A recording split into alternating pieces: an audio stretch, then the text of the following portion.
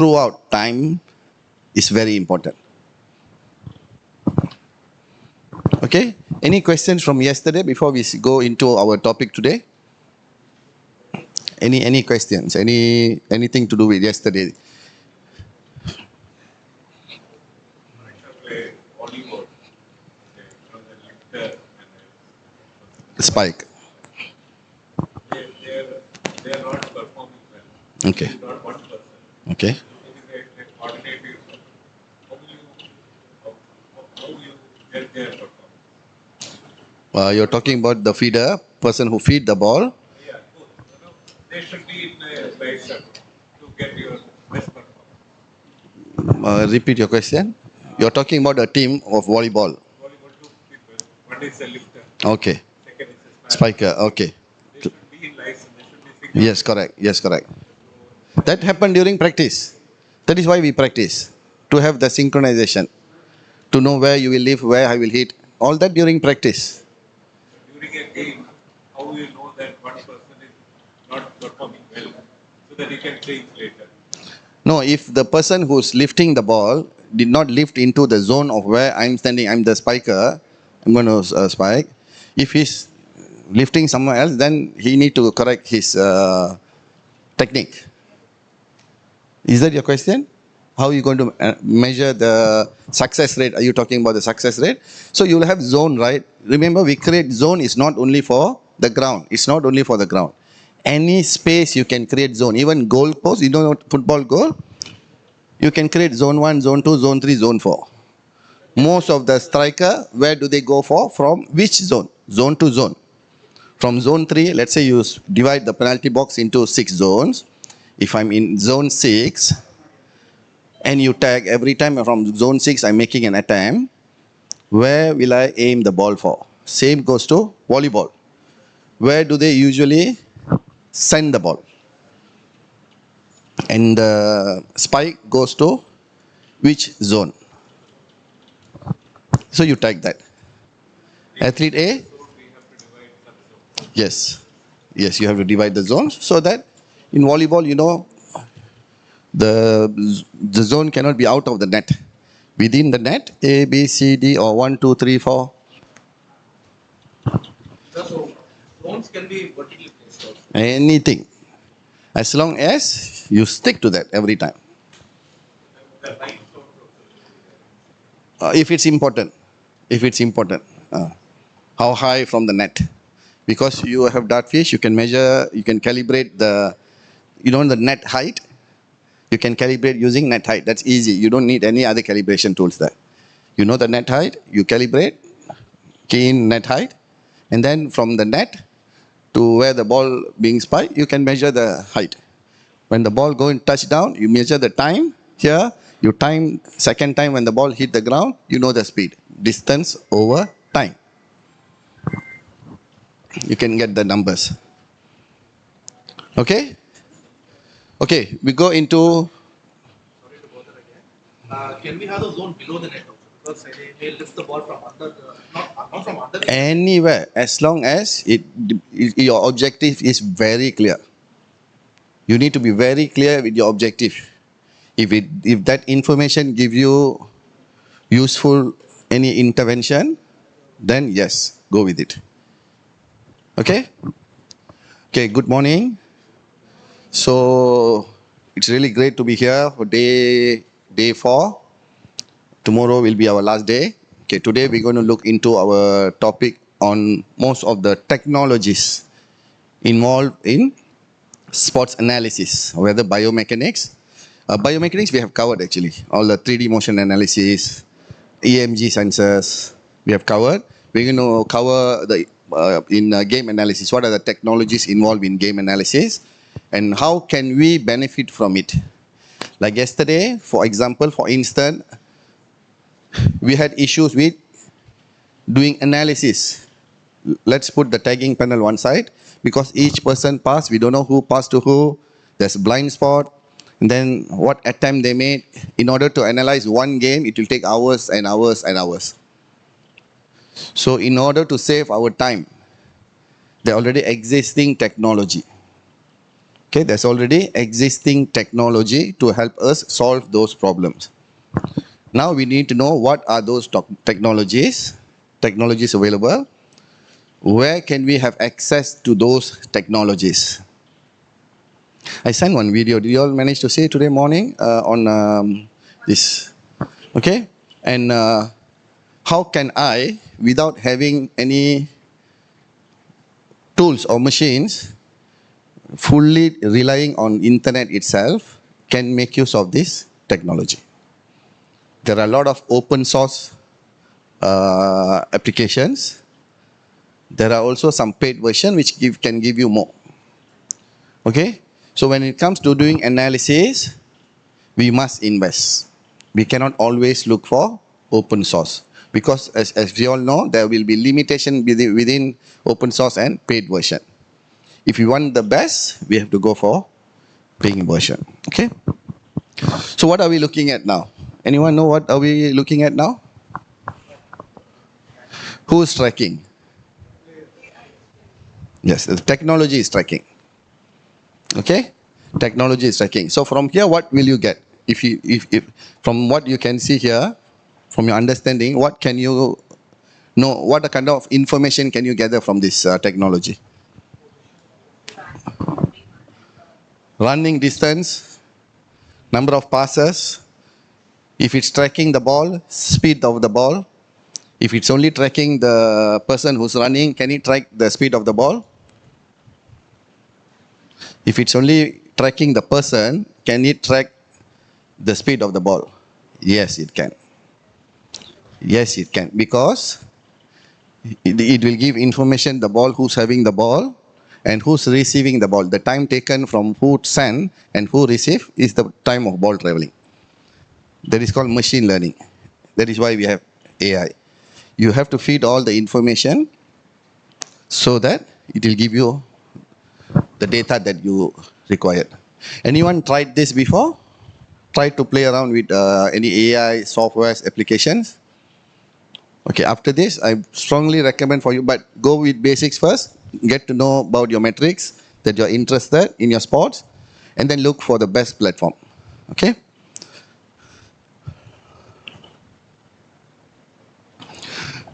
Okay, this is one example. This is also a company from, I think Italy or something, I'm not sure. Okay, a company which developed this application for boxing. So what you can see here, are all the metrics measured by machine learning, AI. Okay, the number of landed, high impact, what are the impacts, how many punches thrown, the pressure. How do you count pressure? Someone standing here, I'm standing here. How do you count how many pressure based on this video? No, the pressure that I'm giving him. When I move forward, I'm pressuring him.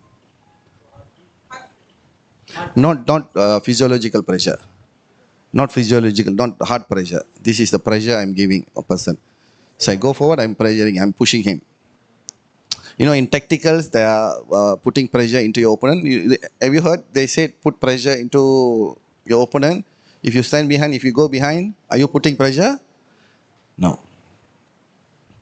If you are leading, your opponent need to take point from you, what will you do? If you're leading in a match, let's say a combat match, okay, you are leading, your opponent is trying to get point from you. What is the best option you have now? Do attack. To pressure him. If you go behind, because when I'm leading, his mind will be thinking about how to attack and get point. He will lose his defense. Okay, so we can count by this. Okay, aggression will come from number of punches, number of attempts. Okay, all this from. So this company actually, they allow us to send our videos for them to do the analysis and give us for free. What do they get in return? data. So the more, why do they need data? Because how machine learning works is the more you feed, the more refined it will become. It's more accurate. Okay? Go and find such a company in your industry, whichever spot you're working with, collaborate with them. Win-win situation. Okay? Now we go to what are we talking about? What is emerging technology? Introduction to the technologies available. There are four topics we're going to cover today. Wearable devices, we're going to look into GPS, IMUs, heart rate monitors. Okay? And then what are the AI driven analytics for performance insight, machine learning models for injury prediction and performance optimization. Okay, today's session will be until 10 to 11:30, first session. Okay, after first session, we will go for Dr. Gerard, we are doing EMG, right, after this? Okay, we'll do EMG because we skipped EMG practical the other day. For next theory session, we'll change it into practical EMG. Okay? And then how integration with biomechanics and game analysis platform.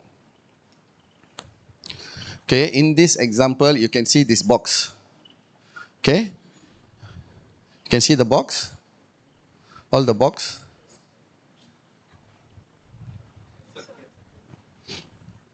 Okay? These are the boxes indicating the zone which you are interested. Example, head and trunk. Target zone. The target zone in boxing is either head or body, trunk. So from the data that the input that you are giving for the system, you will get the data. So it goes back to what are you looking for. Go back to the metrics that you are interested in that spot. So in boxing, they are interested to know how many type of punches landed on, at times on head or body. So they design this program according to the need. What do I want to see? Okay. Now let's go into wearable technologies in sport. Okay. What do we mean by what are the definition of wearable technology? It refers to any electronic devices worn on the body to collect time data on biometrics, movement and performance. Any electronic devices which you put on your body. Anyone wearing any of wearable devices now? Smartwatch. What else? What else? Your phone. Does it count your step every day? Does it give you information on how many steps you walk every day? So we are carrying it with us every day. End of the day, it will give you 5,000 steps, 10,000 steps, 15,000 steps. Anyone do more than 10,000 steps per day? Don't count running. Walking, related to work. Anyone, walk more than 10,000? You know? Anyone? 10,000, 5,000? What is the average? Or who has the highest here? Close to 10,000? No. All sitting and working, like me. 7, 8. Okay. So how you get that? How do they track that? How the phone that I'm holding in my pocket track how many steps I'm walking?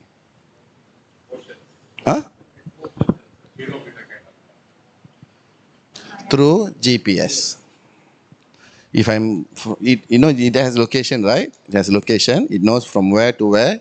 We key in some input, our age, our height, everything. When we buy the phone, when we install the software, it asks for my weight, your height, everything.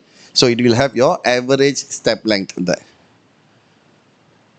From there, it will track back how many steps that you perform per day. Okay. So wearable technologies, I summarized it. Okay.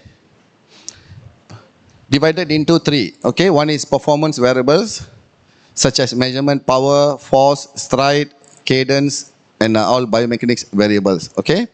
The limitation is it's a bit costly. Okay, this is more like we all seen virtual reality VR applications, the one that the wear like a goggle. Okay, and then biometrics variable such as sleep monitoring, stress, glucose recovery, and location-based variables. Okay, this is application like track your distance, speed, your pace, like your phone, like your watch, what you're having now. Okay, how many of you all wearing smartwatch? Smartwatch, anyone? Smartwatch. How do you use it? How do you utilize it? It's very expensive, right? How do you utilize it? How do you fully utilize it for the amount that you pay?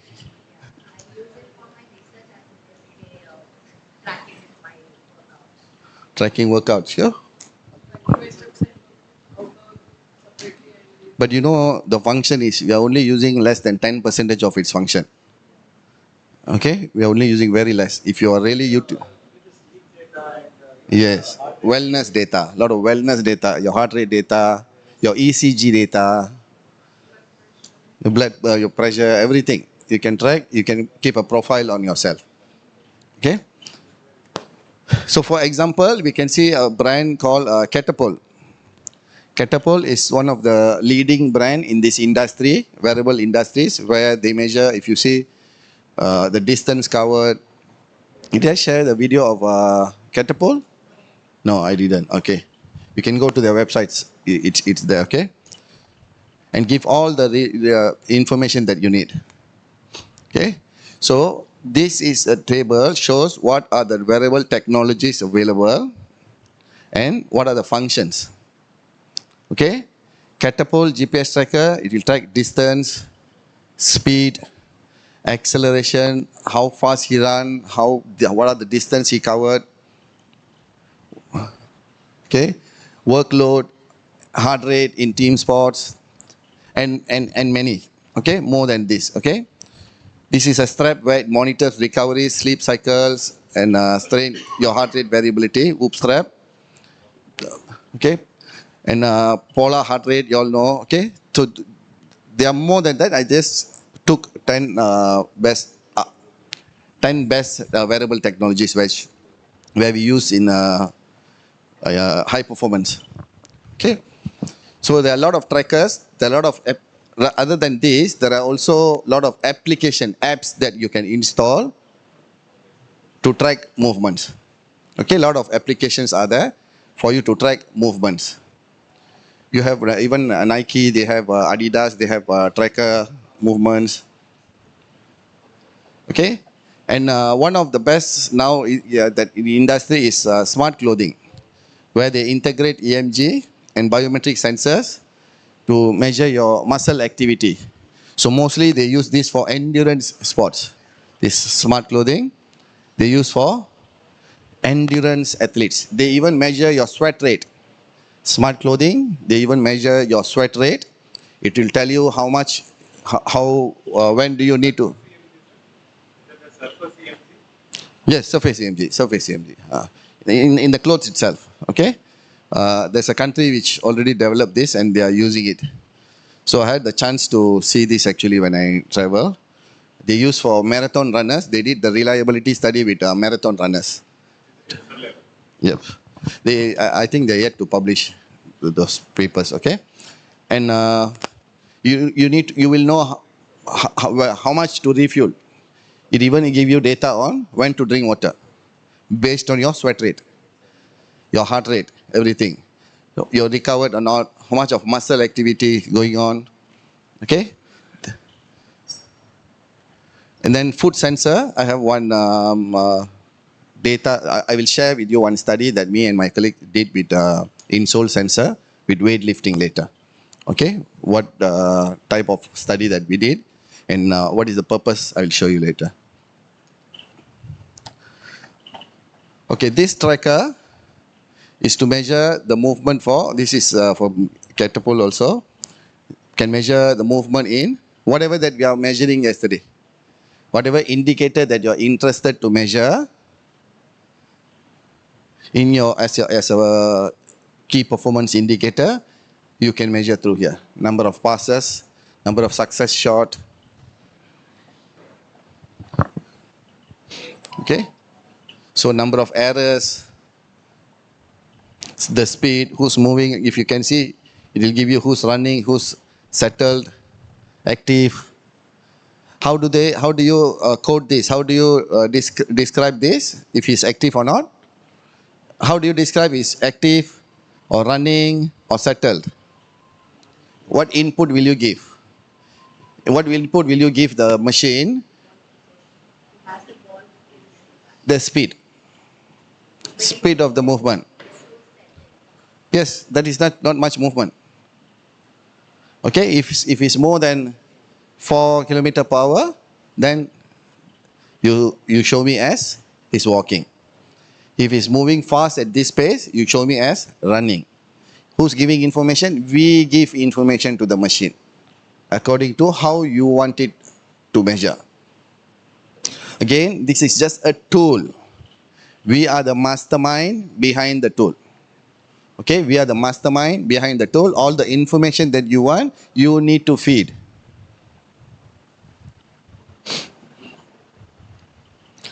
Okay, now let's go into machine learning. Machine learning is a branch of artificial intelligence. I'm sure you all know what is artificial intelligence, which means the machine will think for itself. Okay, the machine will think, will decide or make decision based on the data that you provide.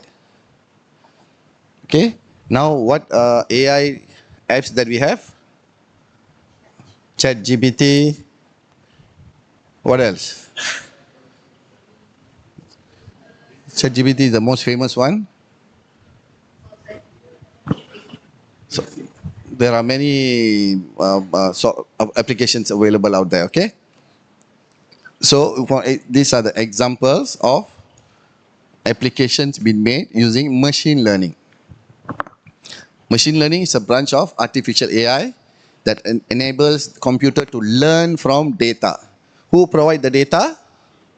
We provide the data. Who teach? If you provide the data, will it know what to do? No. We have to teach the machine. So why are we teaching? It's supposed to help us. What? It's supposed to help us. Huh? So the more you teach, the more data you provide, the more your information that it will give in shorter duration of time. It's about the processing time. We can do it by ourselves. It might take 700 years to get the data. It will give you in 7 seconds. Okay, so that is the difference. It's not that we cannot do, we can do this, but by using AI, the machine will process it faster than if we do it manually. Okay, computers to learn from data and improve performance over time without a program. Instead of following fixed rules written by humans, machine learning system find patterns in the data and use those patterns to make prediction and decision. It will suggest you. It suggests to you, is it 100%? There's no such thing as 100%. There's nothing 100%. Okay, there will be some error. Okay, what will be the number of error? What will be the number of error if you take data suggestion from prediction or suggestion from machine learning, AI? Go back to how much data did you give to teach. If you give 10 footage, it only has the predictive model of 10 footages. If any movement which didn't happen in that 10 footages, it will not know. It will not know. If you feed 100 videos and feed all the information, it will have the knowledge of that 100. Like I said, humans' movement has high variability. So the more you feed information, the less the error will be. The more information you feed inside into the machine, the less the error will be. Okay? So it will find patterns in data. It will give you like example the bowler's data. You take one person. You create a tagging panel for one person, the zone, type of release, and where the ball reach, whether left or right or center for the better. These three data, you collect 100 bowling or 1000 as much as you can.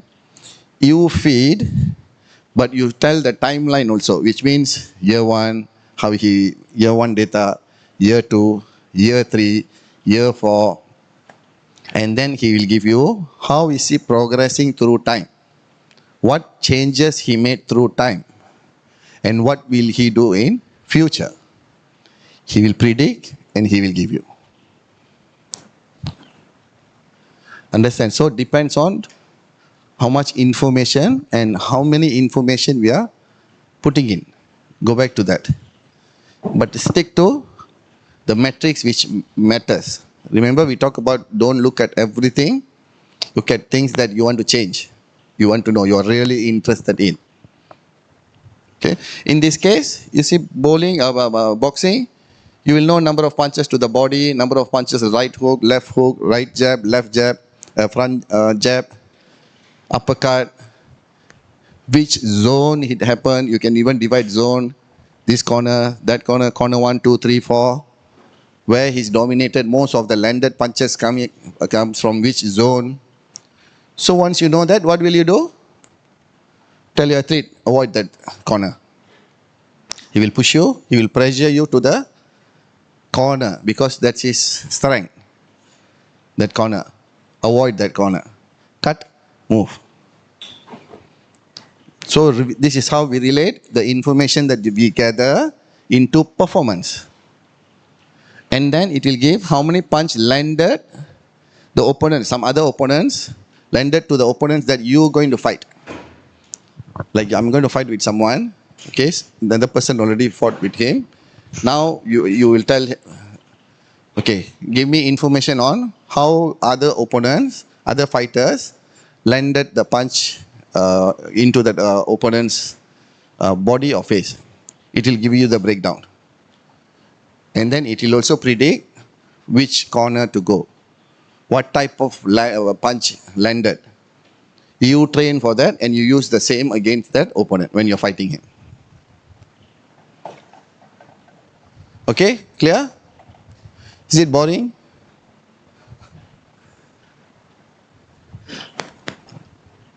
Okay, we have seen this. This is also, remember I asked someone yesterday, is it okay if you pan the video when you are, yesterday we capture data collection, right? During that game we played. Is it okay if you pan? You all put it in static mode, right? What were we looking yesterday? What was the objective? Number of throws, number of passes, number of hit, dodge, okay? Can you get the data if you pan the video? Can you get? Okay, if you follow the ball, but you won't see the person. So you won't know who's throwing it. Unless you are panning it with all the players inside your video. If there's any blind spot, okay, so if you zoom, if you pan your video, then you can avoid blind spot. If you go high area, you zoom, the best is to have static video because you can calculate speed and all. Okay, but go back to how it works. The principle is you need to know who's playing. All the four corners of the court need to be inside the frame. That is the objective.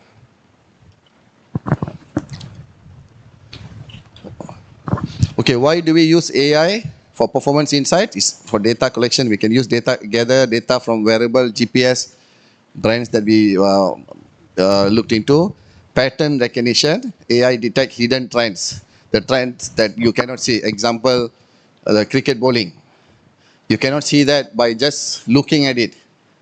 You know, you need to feed the data. You need to feed the data. The more data, and then it will tell you.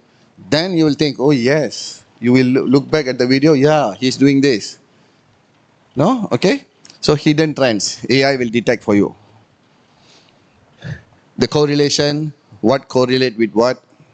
Okay, what has strong correlation with the movement and any anomalies in the performance. It also predictive insight, forecast injury risk. How will he get injured? How do you think it can predict injury risk, forecast injury risk? How do technology AI will tell you that this athlete high chances of him going to get injured? Wrong movements. What else? Huh? Loading pattern. So what else? He already covered that much of distance or whatever. The internal and external loading. It will give you, okay, now it's time to switch him. High, okay, fatigue and optimal training loads.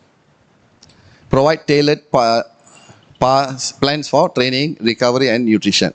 From the GPS data, it will also suggest very specific training plan, recovery, and nutrition. Example that smart suit that they have, wearable smart suit. It has all the data that you need to plan your training. It has the data to tell you how to replenish the nutrients that you're taking. Okay, now help coaches and athletes to make evidence-based real-time decision. Okay, now can you all give me a few examples that the wearable technology or AI that you have seen? Put this aside, that you have seen, you have experience. Heart rate monitor, polar heart rate monitor, GPS, sugar monitor. What else? These are technologies. How about AI? Experience AI for sports. Hawkeye. GRS.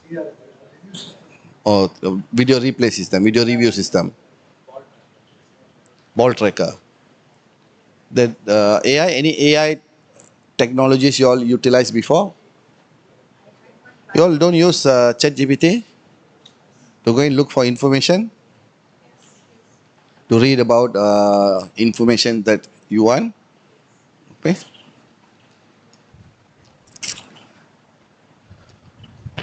Okay, machine learning, there are a few types of machine learning. How we talk about the machine learn, right?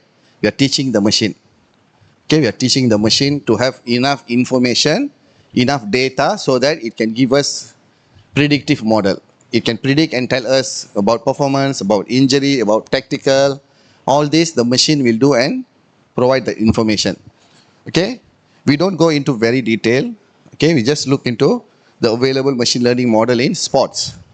What are the models? Okay, supervised machine learning, meaning that it predict and it classified your movements. Okay, it classified such as how many wins, injuries, load management.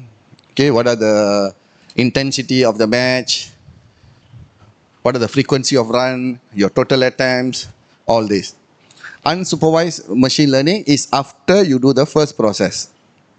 It will go to discover hidden patterns with the information that you provided earlier. What it will do? It will do unsupervised machine learning, discover hidden pattern, like player clustering. Remember we talk about who's standing where, who have high chances of catching the ball, tackle, okay, fatigue profiling, and then reinforcement machine learning. Okay, tactics and strategy. Go back to analyze complex data, we call as deep learning. So these are the process that you will go through if you're using AI into machine learning from AI. Hybrid models, you need to provide some strength data for more accurate insight. You know that person's strength, you do some tests, you feed that information into the system. Okay? That's called hybrid models, which means you still provide some data on that person, whether how strong his grip strength, example. So you want the machine to measure the impact of the force, punch force. So if you provide another information such as grip strength or his 1 RM data, it will calculate for you more accurately. Okay. So okay, now we have come to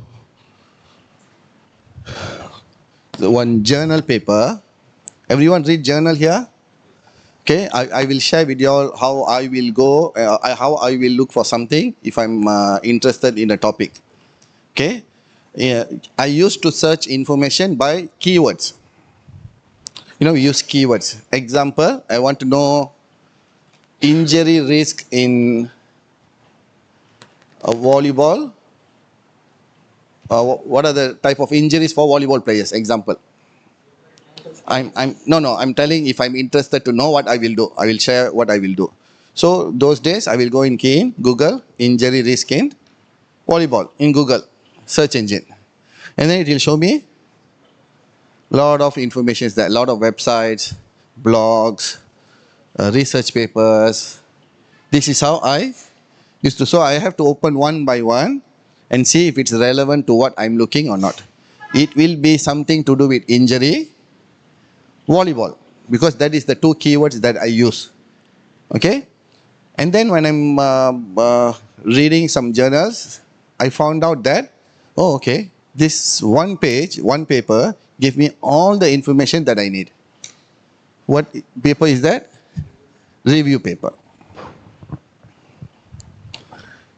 And then I start to go into, what is that, Google Scholar, look for, or any database, any Scopus or any database that you want to Publon, PubEd or any search database, you can go look for review paper related to the topic that you are interested. What is review paper? What articles, journal paper, right? Experimental papers, we have review papers. Experiment paper means you do an experiment, you publish a paper. You will talk about the sports, why, what are the aim, what is your aim, how did you try to achieve that, by what, using what method, what statistics, what's your results, and you'll discuss about it. That is experimental. Review paper is about, they'll take all the studies that have been done by the researchers, all the experimental papers, and then they will review it using a standard called Prisma standard. That's a standard to go through review paper. And then the best part is all the reference will be there.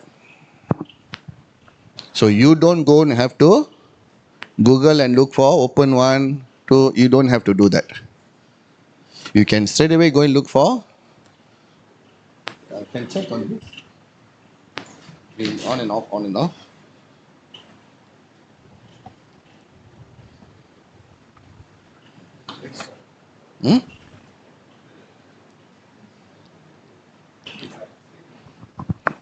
Okay, so the best is go and look for the review paper which published recently.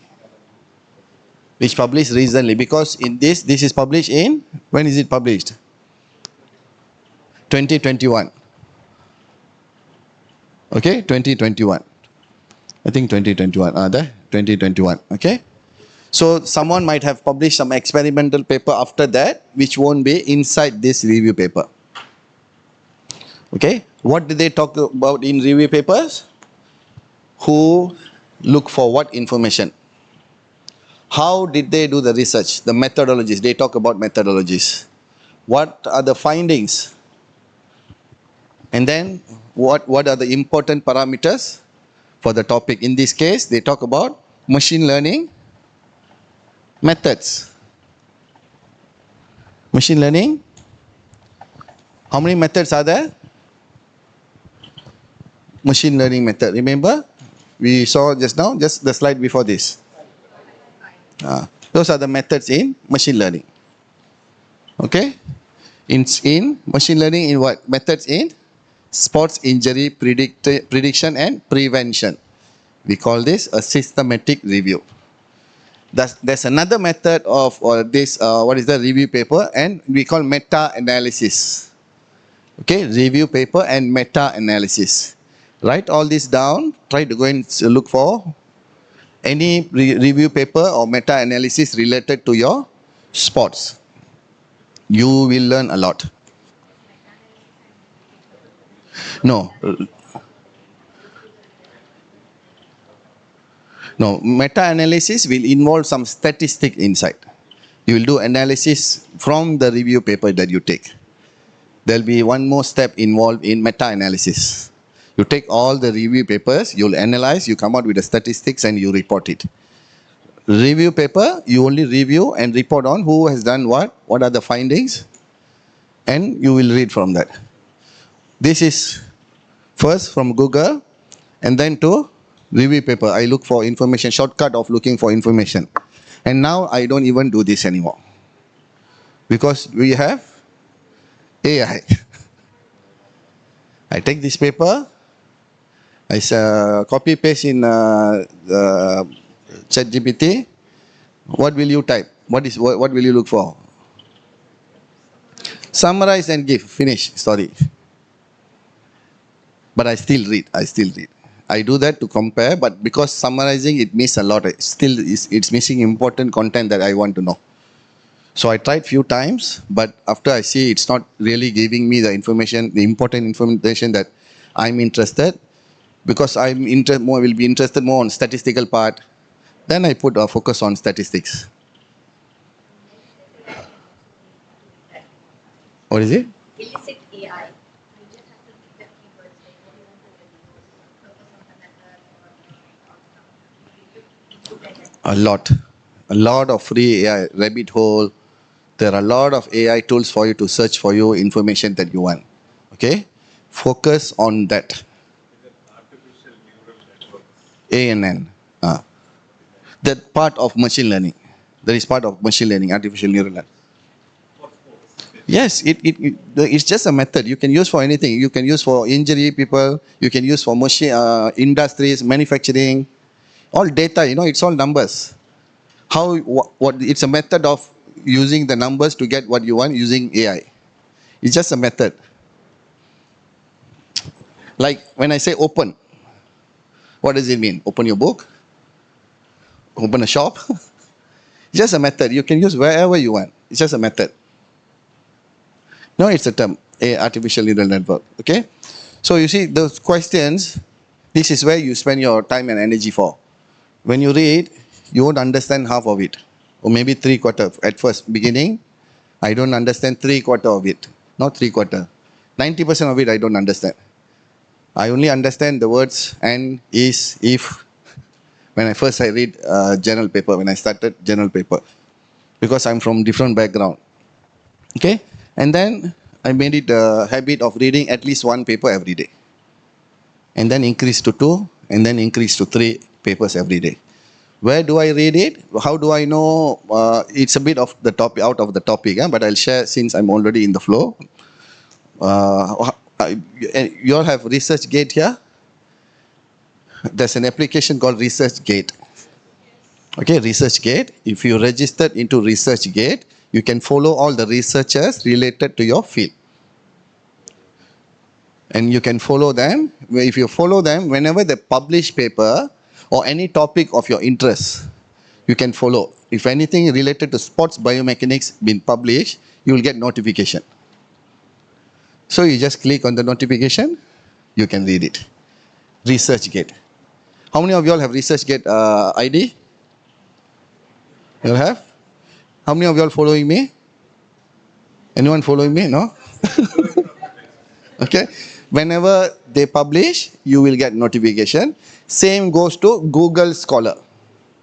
In Google Scholar, you can go and follow any researchers that you are interested, which related to your topic that you are interested. You go and press follow, you will get an email when they publish paper. Okay, this is how you can keep on updating on what's happening out there in your industry. Another thing is LinkedIn. How many of y'all have LinkedIn account? Okay. In LinkedIn, same goes to LinkedIn. You follow someone. You follow whoever you're interested, or any topic, any company like motion analysis, you follow motion analysis. Then anything to do with the, what is that, tagline of motion analysis will be on your feed. You can read. Okay. So by reading this abstract, this is called abstract, abstract, you will get an idea what is this paper about. Okay, they talk about the purpose. Injuries are common. We'll go through this. We will cover one how to read a review paper. Are common in sports and can have significant physical and psychological and financial consequences. Injuries are common in sports. Okay, and can have significant physical, psychological, and financial consequences. Okay, machine learning methods could be used to improve injury prediction and allow proper approaches to injury prevention. So, therefore, the aim of the study is to perform a systematic review of machine learning method in sport injury prediction and prevention. Clear objective? Very clear objective. They talk about why they are doing this. Why they are doing this? Because injuries are common in sports. So we need to know about injuries in sports. Okay?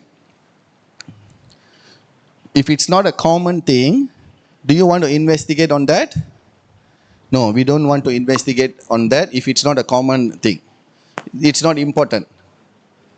That is why they are stressing on this at the first sentence itself. So when you write, you need to highlight the most important thing in that study first as introduction. Okay? Could be used for, the aim of the study was therefore to perform a systematic review, machine learning methods. Okay? A search of PubMed database. PubMed, there are a lot of database to go and search. Database means people who publish the papers. So this database will keep track of all the records. So when you go to this database, you have phone? Anyone got phone? Take your phone out. Go to PubMed website. Just press PUBMED, PubMed database.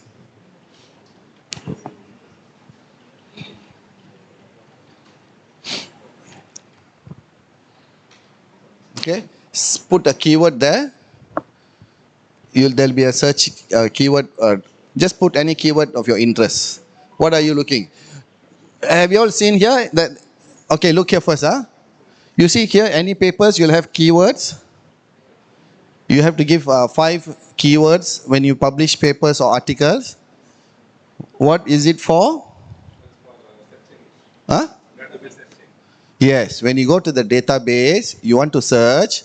If you have this keyword, machine learning, all the papers which, when they publish, they put the machine learning as keywords, will be visible.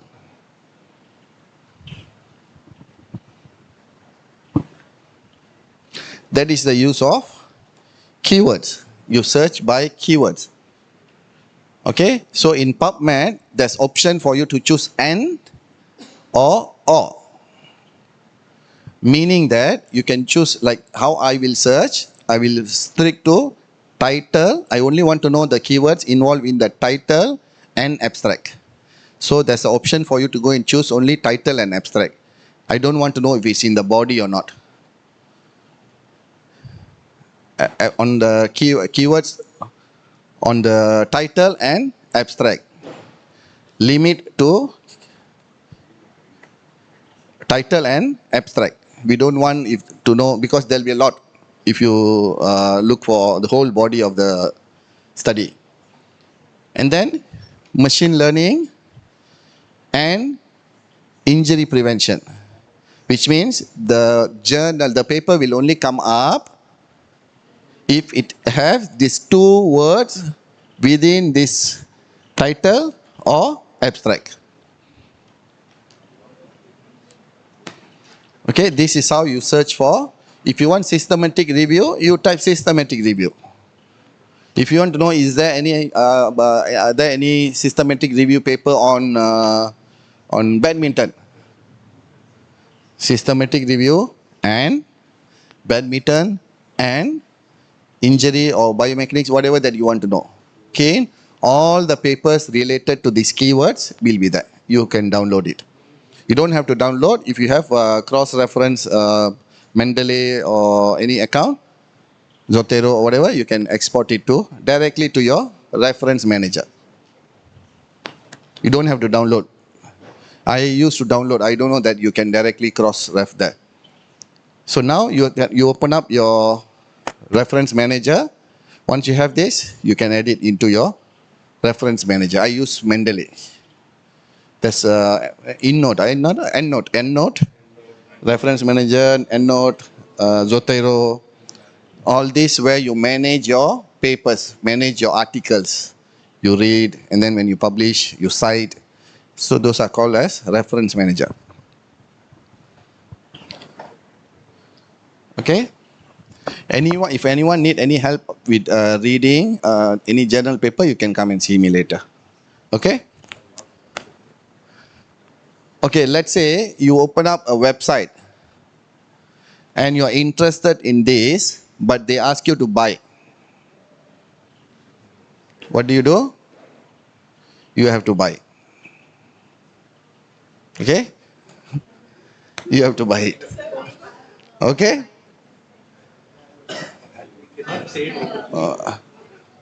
So, if not, usually you can actually email the corresponding author. You know, how do you know who's the corresponding author from here? The one with the star. Whichever has the star up here, they are the corresponding author. Their email will be on the site. So email them. Say that I'm a student. My university or my institution do not have access to the journal that you publish. So it will be really helpful if I can have a copy of your study. They will send you.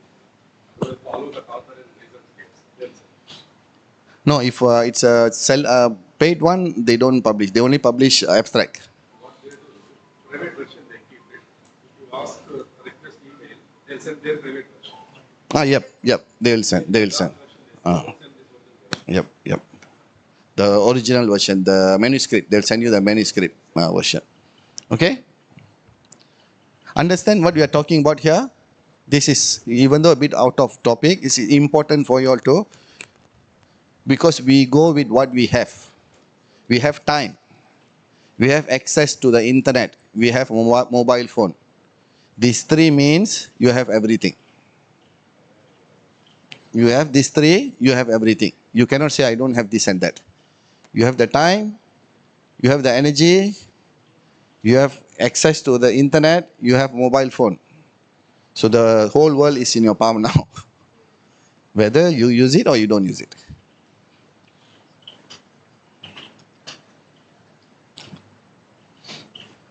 Okay, we have seen this.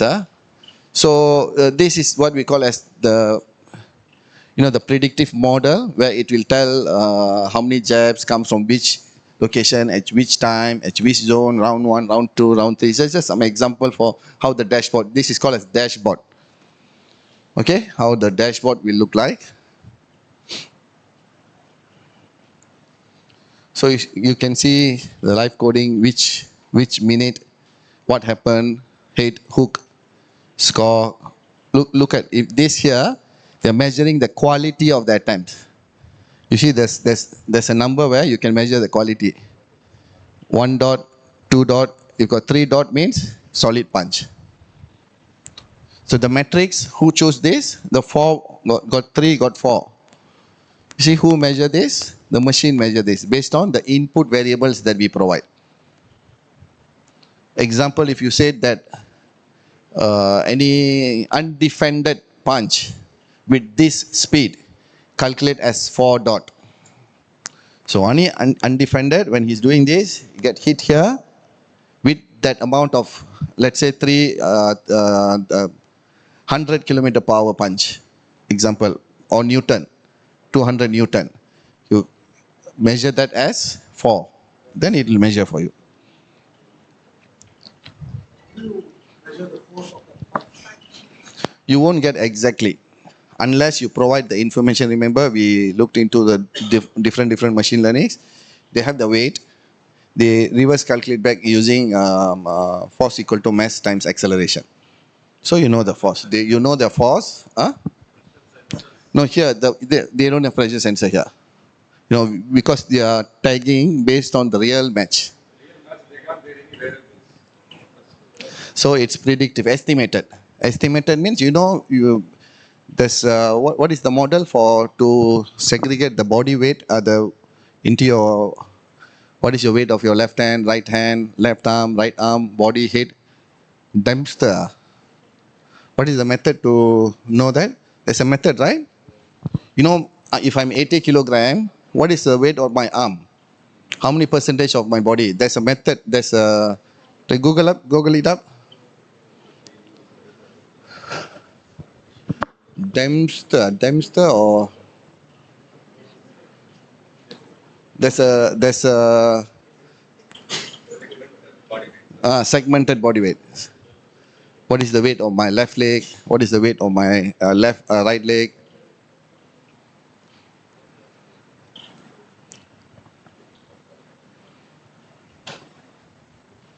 Just type the method of knowing segmental body weight.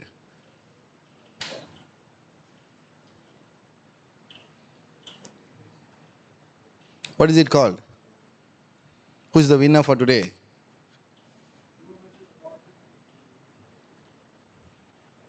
Segmental bioelectric impedance gives. No. There's a method. The person who validated that method. His name, they named the method as his name as the method. Huh? Dempster or something. Dempster or huh? Is there such thing? No?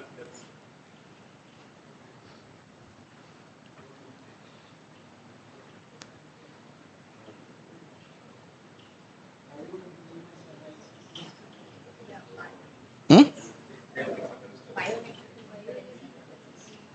No. Dempster and class are two authors. Huh? Dempster and class. Two big names of it. Dempster, Richter, class. What is the finding? The head and neck is approximately 8%. What method do they call that? There's a name for the method. On a Dempster there. Yes, that's the one. So by that method, they'll approximately they tell if you are this weight, your 80 kilogram or 100 kilogram, your hand will be how many percentage, your leg, no, that one different. In body is different. When you stand, it will give you, huh? Lukaski. Anyhow, the whole reason is you will use all these formulas to put into the algorithm. And then it will give you a predictive value. Nothing is 100%. It will give you predictive values. Okay, what is the force? That is why they didn't mention here force. They say the quality. You see the quality. Because quality means there will be different variables involved in that quality. One is speed of the punch, impact of the punch, all this. Okay, landing area, with it fully land or it miss. All that involved into quality. Okay. Now we already talked about performance and AI. There are also technologies involved in day-to-day technology involved to avoid injuries during training and competition. Okay, for example, in hockey we have shin pad. Okay, shin pad. Now they have what is that? Instrumented arm guard, shin guard to know the impact that you are receiving. They have instrumented, which means there's accelerometer or some kind of sensor placed to measure the amount of impact you receive. You know, taekwondo, we have this bodyguard, the guard. It can measure the force. You know, right? Taekwondo, they measure. There's no manual evaluation.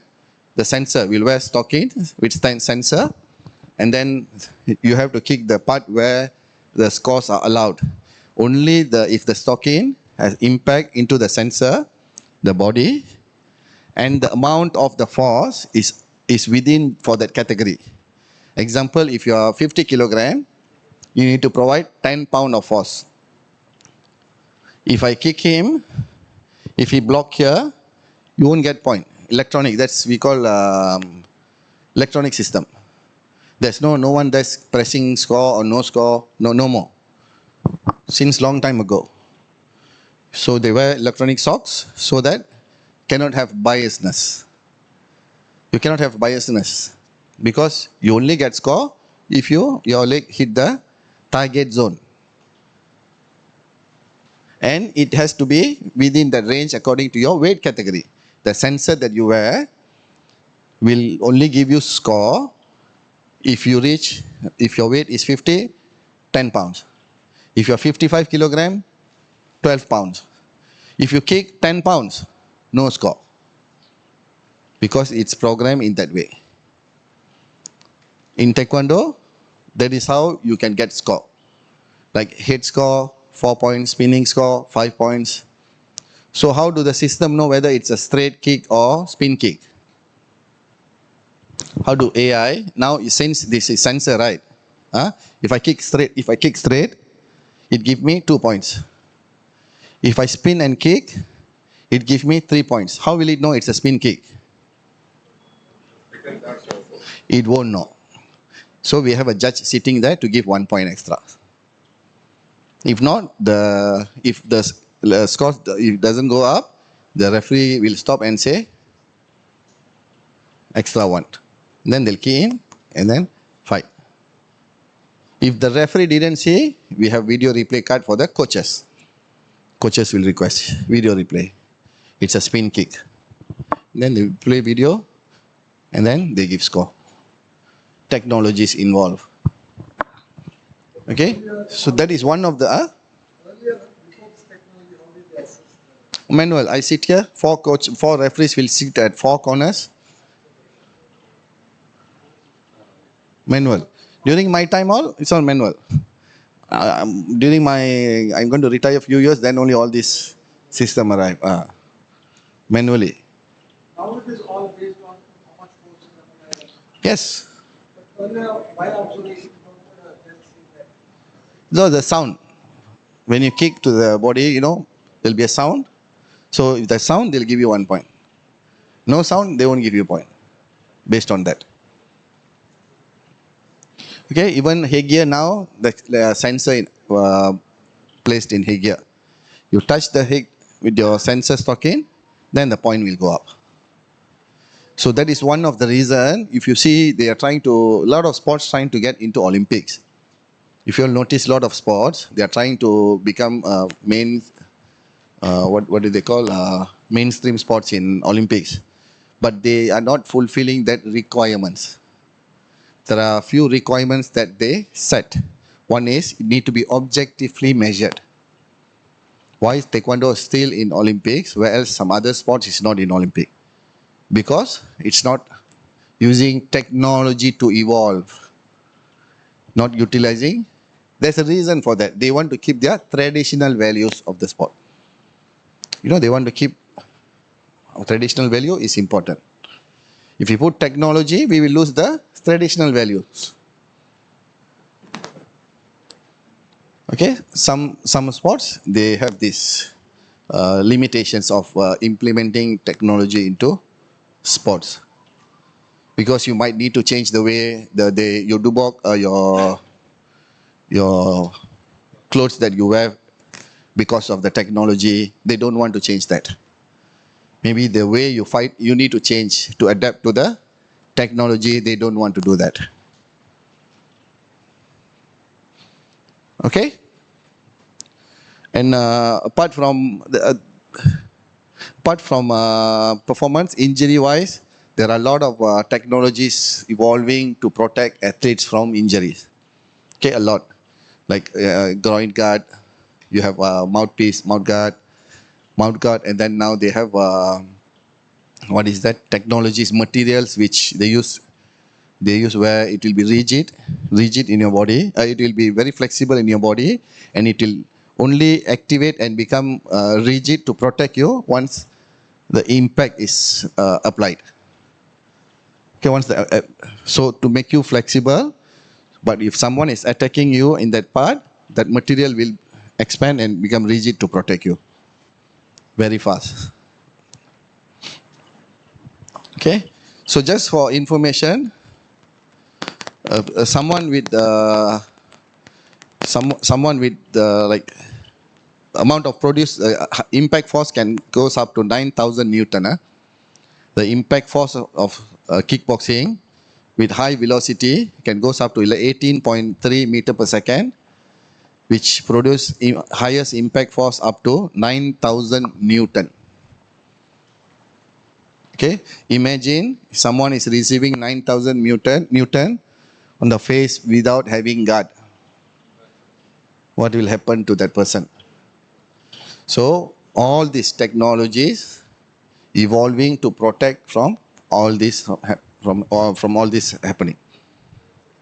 Okay, so this is just for your guidelines that different type of scenarios that accident can happen. Okay, different type of scenarios where accident can happen. Expected and unavoidable. Anyone can just explain this? Can anyone understand? Expected and unavoidable. Can you see it in this video? Is there any expected but you cannot avoid?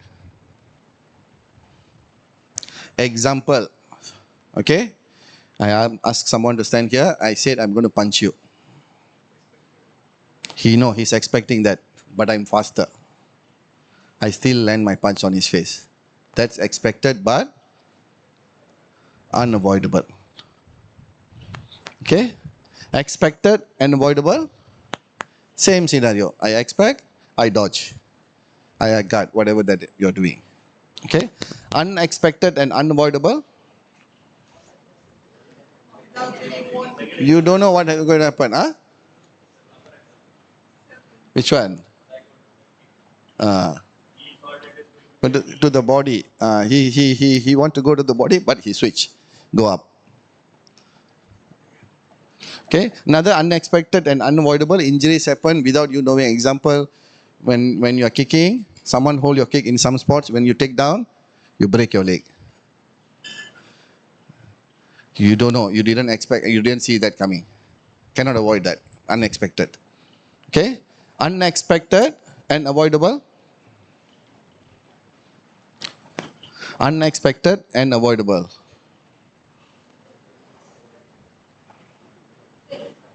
Same. I'm standing here. Someone tried to hit me. I have good reflection.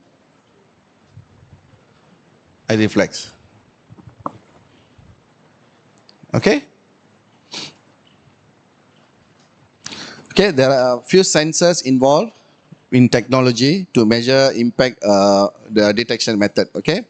3 major sensors that will be used for measuring impact detection: accelerometer base, optical sensor, and pressure sensor. So this example of the taekwondo sparring vest we call taekwondo sparring vest here. Okay, these are the videos, footages taken when they are doing impact reliability tests. Okay, this is for boxing. They place optical sensor, accelerometer to measure the impact. Okay, so this is Gen 3, the latest generation of taekwondo bodyguard, called PSS system. Okay, Gen 3. So they have a more reliable sensor, because sometimes the issue with this technology is it's not very reliable, which means if I keep kicking 100 times, it might detect 90 times and not detect another 10 times. So this technology evolving to make it more reliable by adapting to new type of sensor, new technologies involved. Okay. So accelerometer assess motion, allowing detection for impact severity in real time, critical for safety in various applications. Okay, accelerometer base. Optical sensor utilize camera and light beams like infrared sensor. Okay, provide precise data on impact through image analysis. Then pressure sensor. Pressure sensor, rapid change in pressure, effectively identifying impact, offering optical feedback in dynamic system. So these are the type of sensors available in the system. Okay, what are the sensors again? Tomorrow exam, right? Accelerometer. Remember tomorrow you have exam? Name 3 sensors to measure impact. Huh? Pressure sensor, optical, accelerometers. Okay. Okay. Key innovations is martial art. From here, if you see kickboxing, same. They use these AI tools again to predict the pattern of injury. So here in this case, the pattern of injury, how many punches land, everything we put it into performance wise. But what type of injury happened? From there, they will come out with intervention to not to how to avoid that kind of situation in future. Okay, sensor base.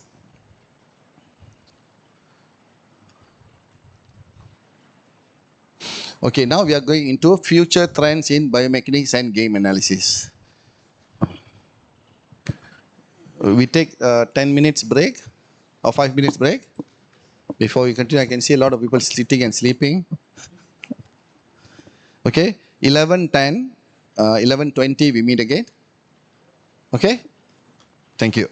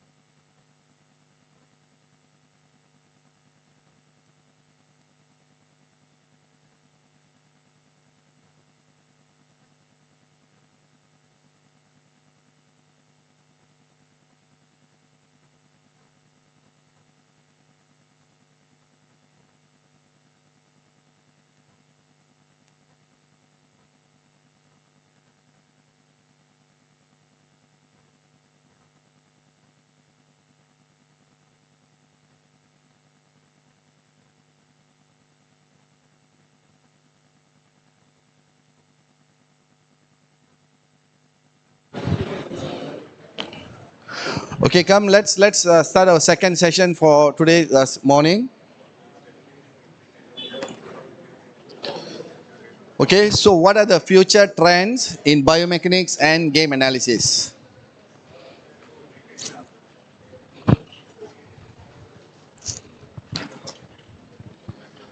Okay, now we have seen all the available technologies involved in performance analysis and biomechanics. Okay, we have seen this AI, machine learning. So now, what are the emerging technologies now currently which is coming up fast? We're going to look into augmented and virtual reality training simulation, or there's already competition actually using this. AI powered biomechanic feedback system, blockchain for secure athlete data management. Okay, now I have a question. How do you manage the data that you have? You have your athlete's data. His name, age, height, weight, strength, all this data. Okay, you need to know how to manage because it's very PNC. Isn't it? It's very personal for the athlete. The athlete doesn't want another, even though friend of him or her, they don't want them to know certain informations. So data privacy is very important. How do you manage? We are sport scientists, yes, but we collect data, but managing the data is also part of our responsibility. So how do you all manage your data? Keep it in your laptop. Usually we does that, right? How if your laptop hard disk corrupted? Okay, upload it to the cloud. Is the cloud-based system safe and secure? No. So how do you manage it? It's also important. We need to take this into serious consideration. Okay, that's why now we are going to talk about blockchain for secure athlete data management. Okay, and then integrating a multimodal, we call this as dashboard. You know, we have a system called AMS, where I'm working. We have something called athlete management system, AMS, where we integrate all this data and we create a dashboard for the athletes to see, for the coaches, and all the stakeholders involved. Like the association will have access, National Sports Council will have access to the dashboard, but we will keep certain information blocked, where only the athlete will have the access to go and key in. Example, the wellness every day. How do you feel? So we have this application every day morning when they wake up before training, 1 to 10, they'll go and say, okay, I feel 5. Tired, body soreness. So we can track their wellness throughout time. Certain data we have access, we give access to coaches and other sport scientists, other stakeholders, but certain data we don't. Okay, so this is one of the technology that been emerging for taekwondo, in taekwondo, using virtual reality. Can you see them wearing that? So actually inside here, both of them are fighting now. This competition happened in Singapore. Okay, so remember we discussed earlier, we need to move on with technology. We have to move on. So this is to, what can they avoid by doing this kind of fight? He's fighting with virtually. Injuries. What injury? Contact injuries. There won't be, they still can, non-contact injury can happen. Okay, wrongly land, all that can still happen, but can avoid contact injuries. The scores will be here, who score, who doesn't score. Okay, so, but again, we go back to what is the point of purpose of that sports. Okay, they are always two-sided for us to see. Should we move on of technology? Yes. Why? To avoid the injuries. Okay, but it's not officially implemented yet. It's like what is that? Demonstration shows and competitions going on. Okay, even in Malaysia they held this in one of the state. Okay, so data management. Now we're going to talk about data management. So blockchain, what is blockchain? Is decentralized digital ledger that record data in a chain of blocks. You can go and read about it. Okay, blockchain is a secure place to save your data, athletes' data. Okay, there are many companies providing this kind of services. Okay, you can buy their service. They'll give you the applications. You can key in there. They will store it very secure. Okay. Once data is added, it cannot be changed or deleted. Every entry is timestamped. What time you're entering the data, they'll have the record.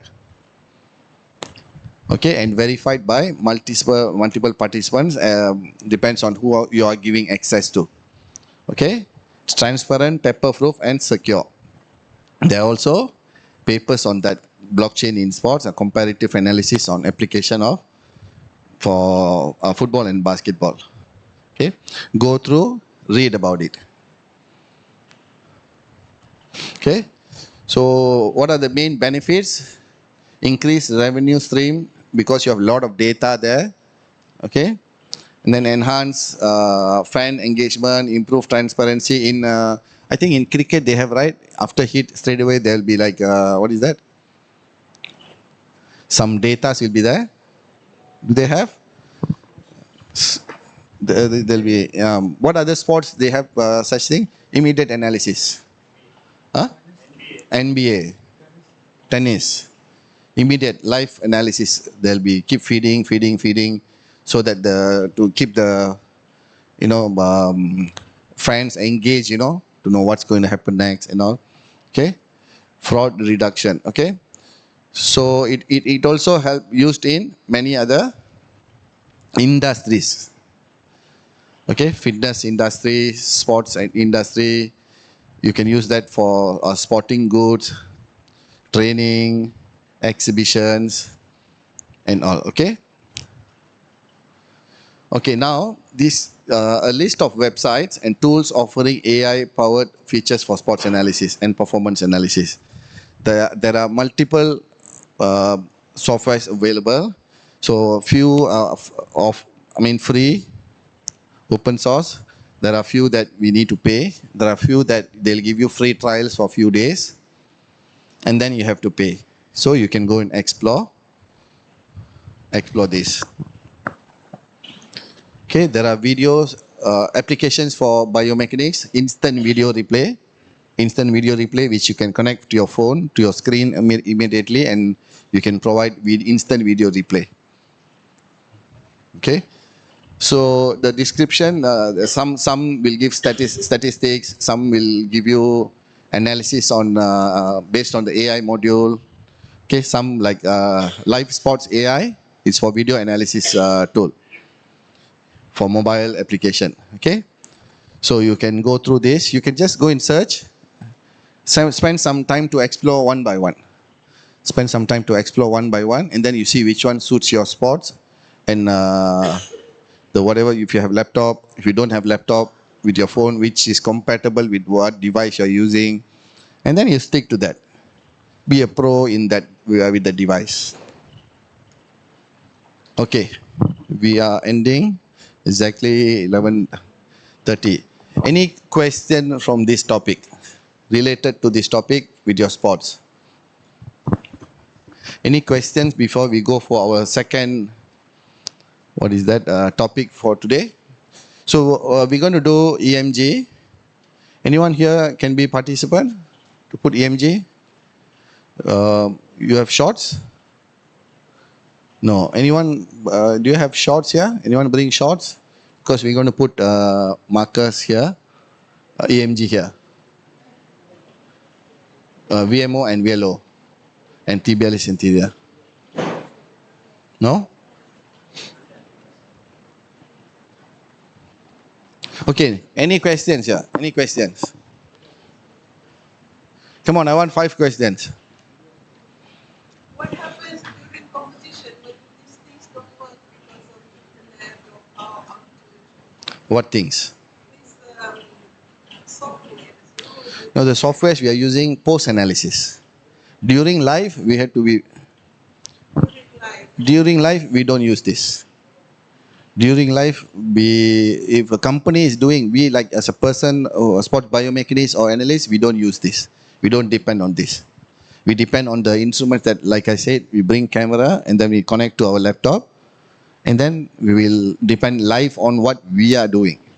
That is why we don't depend on what life. Suddenly they can cut the stream, electricity can be off.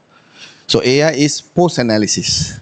These applications all after you capture the data and then you manage your data and then you feed the data to the AI tools applications to get whatever that you're looking for. Another 4 more questions. Wearable technology becomes so sensitive that like it over predicts it. Like even before punching it, senses and it over predicts it. In that situation, it may not be foul or it may not be the punch. It over predicts and how it affects the. Okay, now if he's talking about the what accuracy of the data, the reliability of the machine learning. So it will happen. Like I said, that is the error margin. Remember I said there'll be error margin, there's nothing 100%. So in order to reduce that, we have to keep feeding more information, big more data for the machine to learn to reduce that. And there'll be still error, we cannot do anything. There's no such thing as 100% yet because it's a ongoing learning process for the machine. So as long as I'm happy with 90 to 95%, 90%, then we have to go with it. You want 100%, then we have to do it on our own. And still there will be human errors. We can avoid that. Okay? A technology. Yes, there are. Like I show the stick figures. You can use that. You can measure water sport. There's underwater cameras. But application-wise, camera.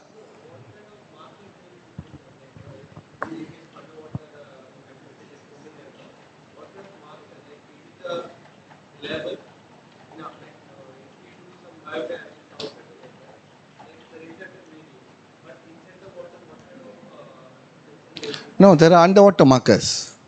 There are reflectors underwater markers. If you go to Colisys, they have also. Uh, no. They make that materials to waterproof. Waterproof materials. They have underwater camera. Everything. They have that.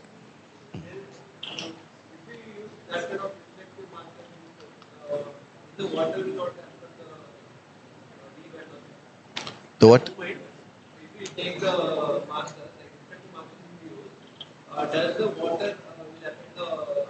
No. They made it like you stick. It's not like a paper or what. It won't move. It's like a, you know, the 3D marker, infrared marker. It won't move. In infrared, we have the marker as a reflective surface. Yes, correct. Yes, correct. If that reflective surface is kept underwater, as there has a certain amount of reflection. We cannot use the same outdoor marker for water marker. Like I said, they have specifically for different for water. Measuring by infrared only. We cannot use this for that. They have specific markers for underwater. And camera also, we cannot use the same camera. It's a different camera, underwater camera they have. And usually we don't go with it. We use 2D analysis. We want to know stroke rate, ratios, body height to stroke rate ratio, stroke length. As simple as 2, 3 will actually you can do a lot of things with that. Because that's all matter, right? How fast you swing, your rotation, and then how far you travel in swimming. That is all matter. In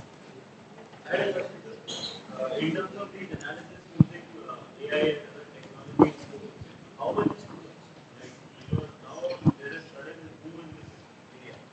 Everybody wants to analyze everything, almost everything. So all the sports are trying to bring in some kind of video analysis, some kind of AI involvement. I was working as a statistical for some time.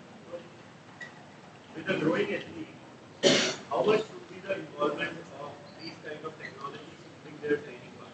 And how much should be the approach focused on growing the athlete itself? Okay, like I personally, I believe in what am I trying to achieve. If what I want to achieve require the participation of AI,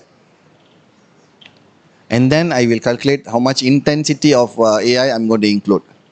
If what I want to achieve does not require, I will not go near that. I will get to know that. I will get to know that. I will still learn. I have to move on with these technologies, but I will not try to use it.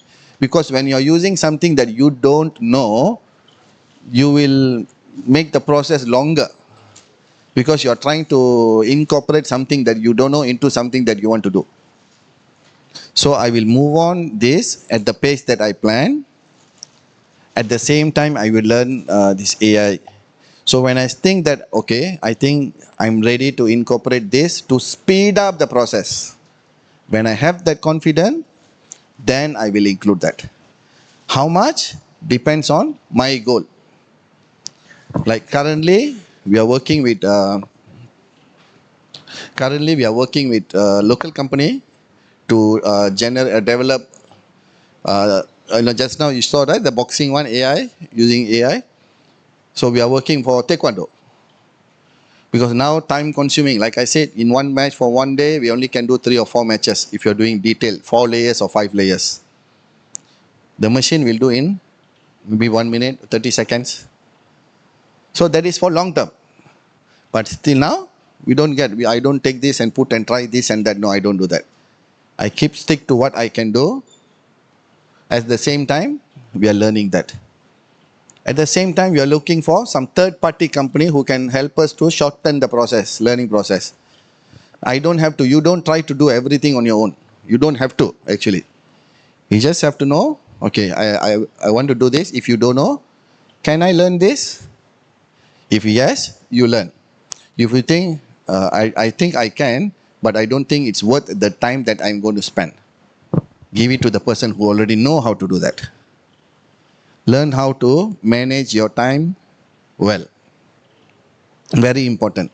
Don't try to go and learn everything that you see or read. Try to understand it.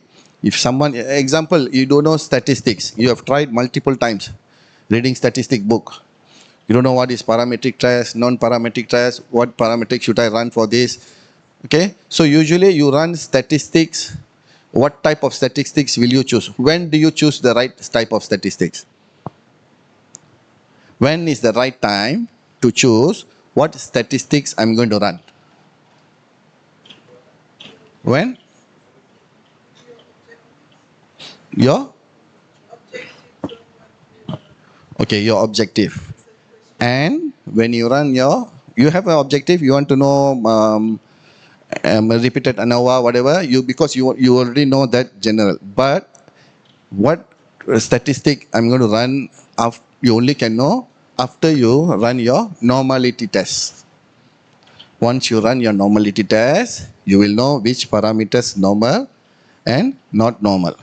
And then you need to find a method to statistic to run for parametric test and non-parametric test. The method of reporting different. But in general, yes, before when you do your proposal, you already know, okay, for this is my statistic depend on your sample size. Okay, you know how to test strength of your sample size? There's a free software called G Power. You can download it. You can include what sample size, what statistic you want to run. It will tell you need 28 athletes for this study, 38 athletes for this study, 68 athletes for the study. Okay, from there, then you know how many athletes to look for your study.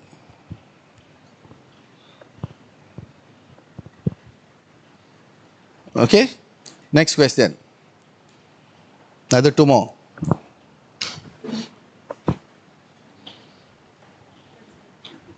Done?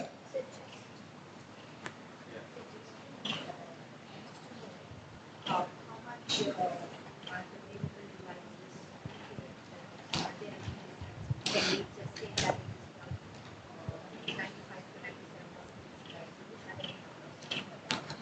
Yes, any device which is out there in market for commercial will have to go through a reliability and validity test. Whether it's the company itself or any researchers or any third party people will conduct the test. So if whatever device you want to use, first go and look into the reliability of the product.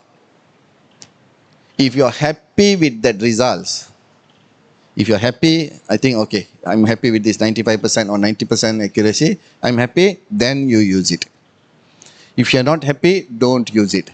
Because mostly when you report, they use statistics to report. You know, right? When they report inter-reliability tests, they use statistical analysis. So there will be some plus minus margin error from what they report also. Plus pilot testing, that software would pilot testing for your subjects, how many, just to see the subjects they are able to do. This is for what question? The question. Pilot test. No, if you want, I'm talking about if you want to use the device for any study, publish.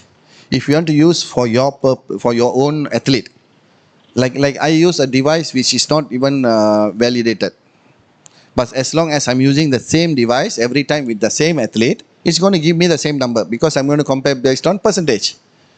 Okay, I'm punching now. Example, my real punch power is 100 Newton, but it's giving me 90 Newton. It's only 90% right accuracy. Understand or not? Real power is 100, but when I'm punching, it's showing 90. So it has 90% accuracy. But if every time I make the 90 as my 100, I normalize to 100. And then every time I punch, I do the same method. So you're going to compare with your same data with the same device. Then I don't have any issue. But if I'm publishing what I did, then people will question. The reviewers will question the reliability of my method. But if you stick to that, and every time you use, like these apps, a lot of apps can measure jumping height, vertical jump, horizontal jump, all these free apps. There's no harm in using it. As long as you set up the protocol, say every time the same protocol. Don't switch your protocol to one time. You don't record. I don't see anyone recording anything the day when the test. It's 101 of data collection. You write it down before you collect your data. What you're going to do, how you're going to do, who's going to do what. It is very important. Okay? You must record everything that you're doing. Okay, if there's no more, any more questions? Well, that's it. Okay, so Dr. Gerald, we can continue with EMG. So we're going to learn application of EMG, but who's the subject? Need to wear shorts, right? Need to wear shorts.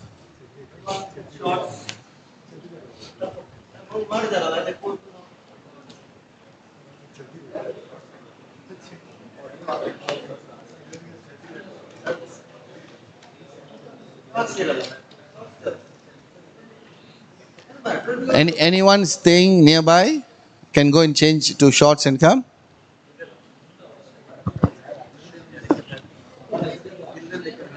The tea is here. It's here or not? It's not here.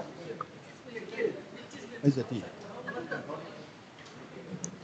Okay, 11:44. We'll meet again at 12.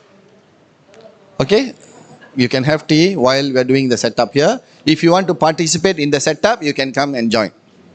Thank you.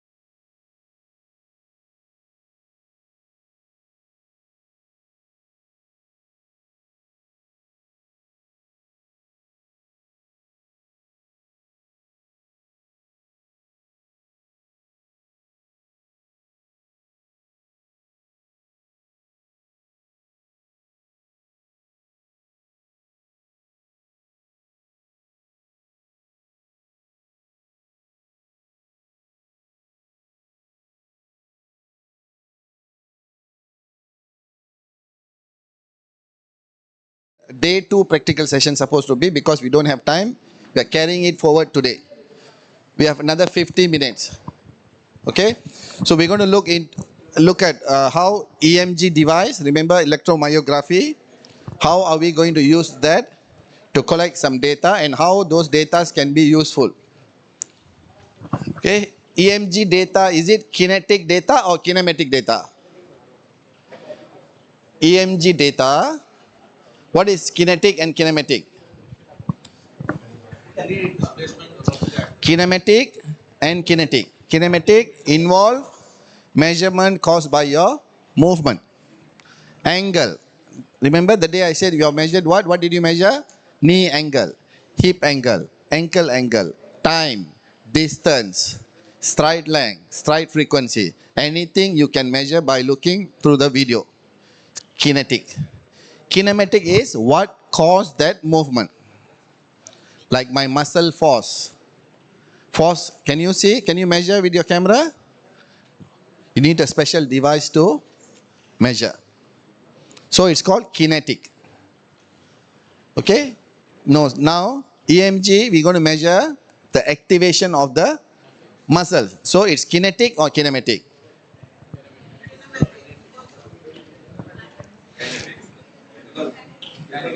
Again, kinematic is something that we measure from the movement that you're measuring. What movement? The day we measure when someone is walking here, knee angle. We are measuring directly knee angle. That's kinematic. Okay? Height of the jump. Kinematic. Step length. Stride frequency. Kinematics, everything. But what caused that movement? Internally, what caused that movement is called as kinetic. Whatever, it can be force, it can be joint loading, it can be anything internally happening, is called as kinetic. Movement, kinematic. What caused that movement? Kinetic. Clear? Okay, when I walk, there are certain amount of torque, load in my knee. Kinetic or kinematic? Kinetic, because it caused my movement. It caused my movement. Okay, clear?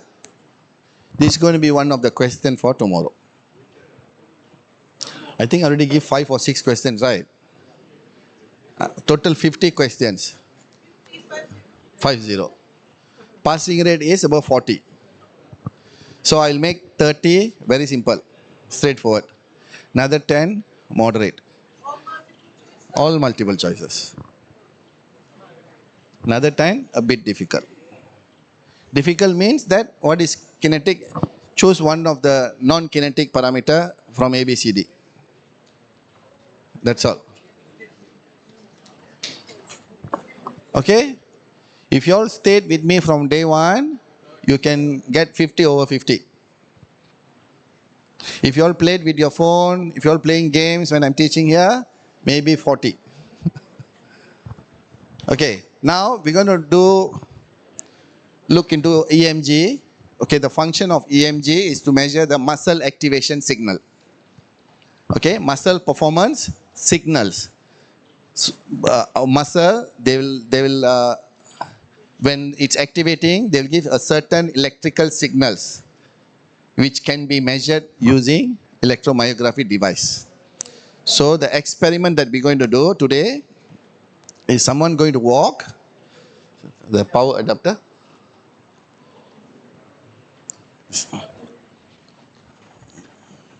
Gaurav. Okay, we have one of the participants which will walk. We're going to place EMG on which 3 muscles, right? Each VMO, VLO, and their tibialis anterior, left and right. So what do we want to see? So mostly EMG will help us to understand the sequence of muscle activation. Remember when we say when we are walking, This muscle should be activated before this muscle during each walking gait phase. We're going to see that in real. Is it happening or not? Okay. So there are certain procedures for EMG preparation. There are certain procedures, clinical procedures. Anyone has used EMG before? EMG, okay. You can come and explain the procedure. Yeah. Okay. We use EMG mostly for athletes who we suspect that they have one side muscle is not signaling as having signal as another side of the muscle. Okay. Which one you want me to explain? Surface EMG? Surface EMG. So I'm Dr. Purushottam. I'm working in the neurophysiotherapy. Almost 20 years onwards, I'm using surface EMG for my patients, analyzing their muscle performance. Sir has asked me to explain the procedure, how you do it. First, you select the muscle which you want to assess it. For example, if you are taking for biceps, you select the biceps muscle. Okay. You clean it so that we use it for reducing the resistance. The electrodes, what you place, we call that sensors. So you identify the correct motor point or the muscle, the where you keep that electrodes.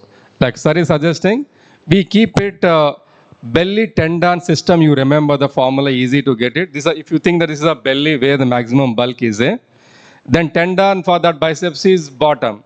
So you keep it between origin and insertion, center spot you take away, the belly, that would be the electrode placement.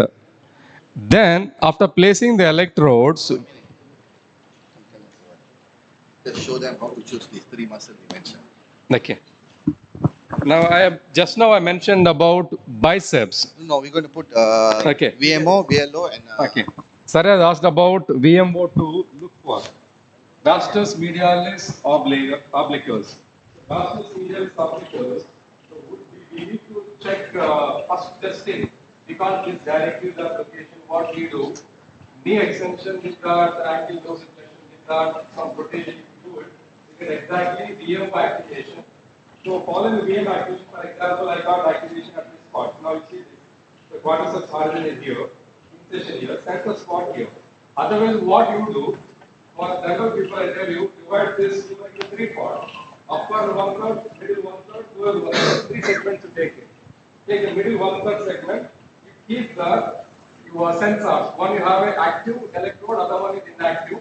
Otherwise, you remember one cathode, one anode. These you use that. Otherwise, remember one positive or otherwise negative electrode. we don't have that. So only single. Okay, then you have here, you place exactly over the middle one third of the quadricep.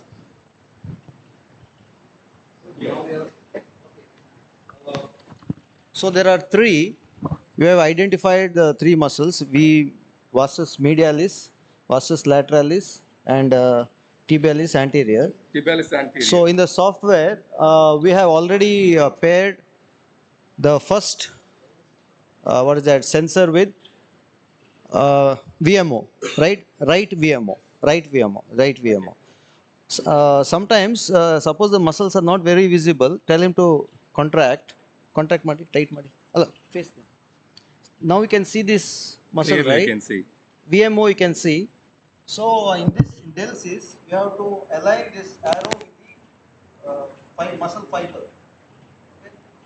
So this is a double-sided sticker, especially for knee, where these sensors are exposed. So the one side you stick to this, other side comes on there. So you just remove this. Process. This one, especially middle of the belly of this muscle, that is medialis. Okay, usually before this process, we will have another process called skin preparation. Okay, we will have one process called skin preparation. We are skipping that because the process involved in skin preparation is you need to shave the hairs. And then we need to use sandpaper to make sure that the surface where we are collecting data, The resistance is the residual are free. Okay, so in clinical point of view, we were taught that you need to clean it. You know, multimeter, you can measure the ohms, the ohms. So you need to be below 5 milliohms. 10 is still okay, but the best is Kilovolt, kilo ohms. kiloohms. No, The resistance is measured in the ohms.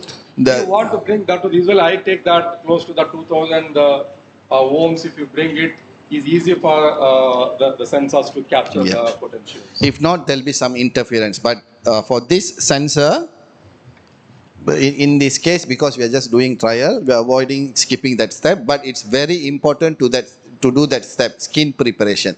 You can always go and search for skin preparation for EMG analysis. Okay? And then you test with multimeter. When you have enough within the range, the muscle is ready to be placed with electrodes. These electrodes will be placed at the belly of the muscle during high activation. Okay? And then there are a lot of sensors, what is that, brands available. We use Norexon back in Malaysia, but here we are using Delsys. Everything going to give you the same kind of input. It's just different brands. Maybe the dashboard will be different.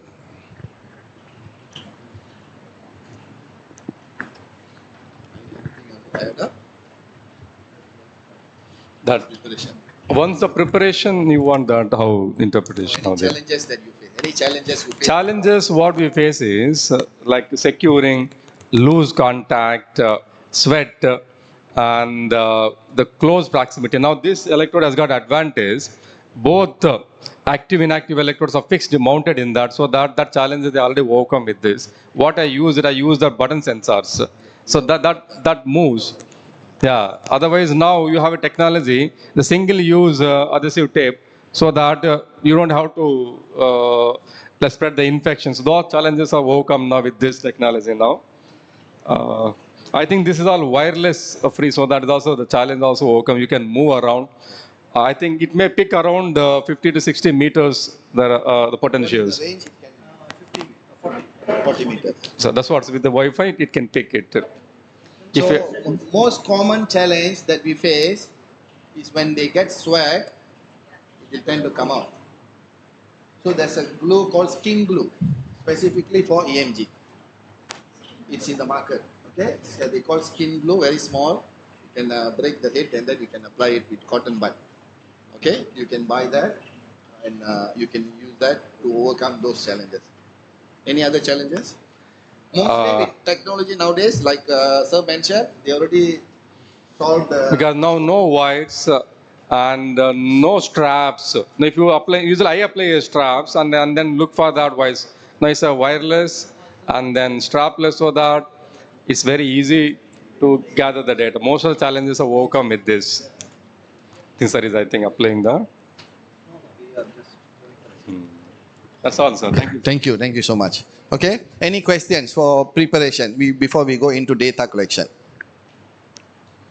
You all see that, how preparation, you need to know how to find the muscle, right muscle. Why did we choose these three instead of other muscles? Why did we choose these three? So because when walking and running, those are the muscles highly contribute. Okay, even though glute muscle, they have a lot of layers which won't give you the right signal when you use gluteus maximus. Okay, so we stick to these three muscles which highly contribute when walking or running in different phases, different events. Remember, we talk about walking and running gait. So that is how you prepare. So now they're going to. So before you know how many percentage that muscle is activating, if you want to tell that, okay, if I'm carrying a 5 kilogram,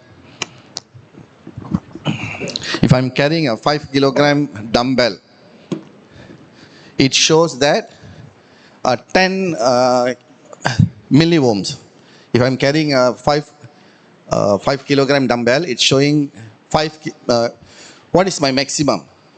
How will you say the 5 is? How many percentage from my maximum? You all do 1 RM test, right? For strength test. Similar concept apply for when you're doing EMG. Okay, we call that MVC. What is that MVC? Maximum voluntary contraction. Isometric contractions. You need to know the capacity of that muscle. If you push it to the maximum level, what is the signal produced? Example, if it produces 100 and when he's walking is activated 20, how do you report it? Activated 20 percentage. If I Averages, like which means no, I'm explaining about MVC and muscle activation. Later, there are a lot of parameters. You can use RMS values. You can normalize to the maximum MVC.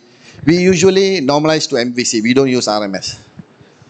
Even though the data that they give, we can have like hundreds of data there you can get. Okay. So we'll see percentage of left. Okay. Now, if I want to say that like when he's walking, he's using X amount of muscle activation, should I collect MVC here and here or only one side? Can I assume his left and right are equal? So I only collect one side. I cannot do that. I must collect for all these three. So there are protocols, certain protocols, inbuilt protocols within the system. They will teach you how to do MVC test, maximum voluntary contraction test. So at which action, in which action, what action can cause that muscle to contract maximally? You want to know the isometric contraction. Okay, so for VMO, what are the tests we're going to do for MVC? There's a machine there. Okay, so let him do leg extension and so we'll collect the MVC. Okay.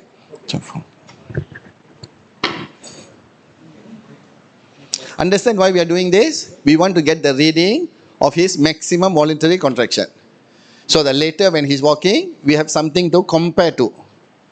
When he's walking, he used 10. Then we know if his maximum is 100, that it activated by 10%.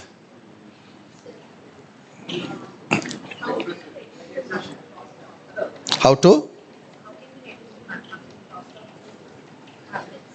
I cannot hear you. How to reduce crosstalk between the muscle? Cross what? Crosstalk. I don't know what is that. There was a starting paperized. There will be some challenges when we do the muscle crosstalk is also like sometimes they tend to pick up the activation not when we have reached the Oh, like this walkie-talkie signal come from different frequency. Usually we have never had this issue because we place exactly, we know where to place. If you put in that muscle, that's why we put at the belly and not at the insertion or origin of the muscle. So that it will be away from the next muscle. Away from the next muscle. So if there's, and then during test you will know. When you're testing, if you have signal there and both must signal, if it's very close to each other, it's going to be challenging, like you said. If this muscle and this muscle is very close to each other, there are chances. So we'll try to avoid that kind of situation usually. But we never experience. So how do they overcome that?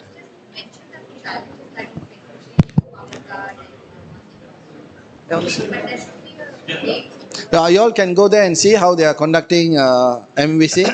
Okay, right. Actually, there are different protocols. For example, they take 5-second contraction. He should not be able to lift it. It is maximum voluntary isometric contraction. So the resistance should be maximum. He should not be able to move it. Right.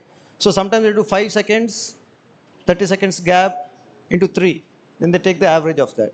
But this is built into the system. Even in the system, we can change the parameters, but we'll go with that. In that, there is 3 seconds, 5 seconds gap, 8 seconds gap, 3 seconds into 3. So I will give him the, what is that, the cues. Start, stop, start, stop. So for each muscle, we have to do MVC. So now there are 6 muscles we are testing. So 6 MVCs we have to do. It will get recorded. Okay? Sujendra, ready?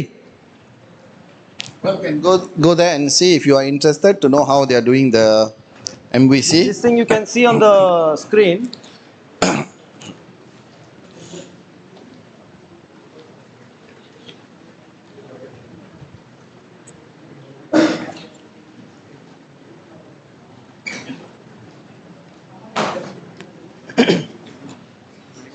Sujendra, ready ಆಗು. Start ಹೇಳುವಾಗ ಆಯ್ತಾ? For 3 seconds. Only the right leg first. Ready? 4. Left leg, sorry. Ready? Left leg. 2, 1, go. Go, Stop. push. Harder, Stop, push. stop, Go on. stop. So you need to, when you're doing data collection, you need to do this to get because what are we trying to get here? The best out of him. If everyone quiet, he'll go to sleep. So when we collect MVC, we'll make sure that we really pump him up to get the best out of him. See, just now he cannot move. After I scream, he'll start to move. You must do 100%. That done, sir? No, sir. We will require. Sir, it is just for 3 seconds according to this. Okay. 1 second. I'll just cancel this thing.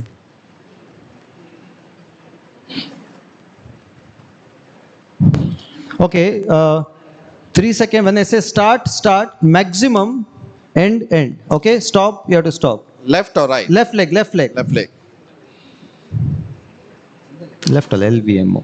6. Single leg, huh? Left leg. Only. Okay. Ready? See the countdown. 3, That leg put outside. 2, 1, go. Go. Push. Only left. Go. Stop. Okay. Ready? 5, 4, 3, 2, 1, go. Left leg. Go. Push. Harder. Come on. So no recovery in between. 4, recovery now. 1, go. Come on, I want to see it moving. Come on. Push harder. Push harder. Push. Stop. Go. Stop. Yeah.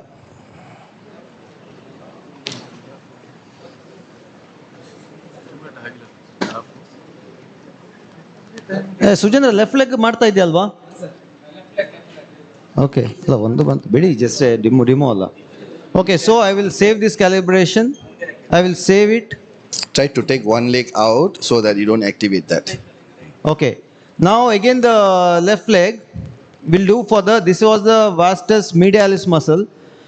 Since the quadriceps are extensed, so the same exercise we'll do for the vastus lateralis muscle. Sujendra, same left leg.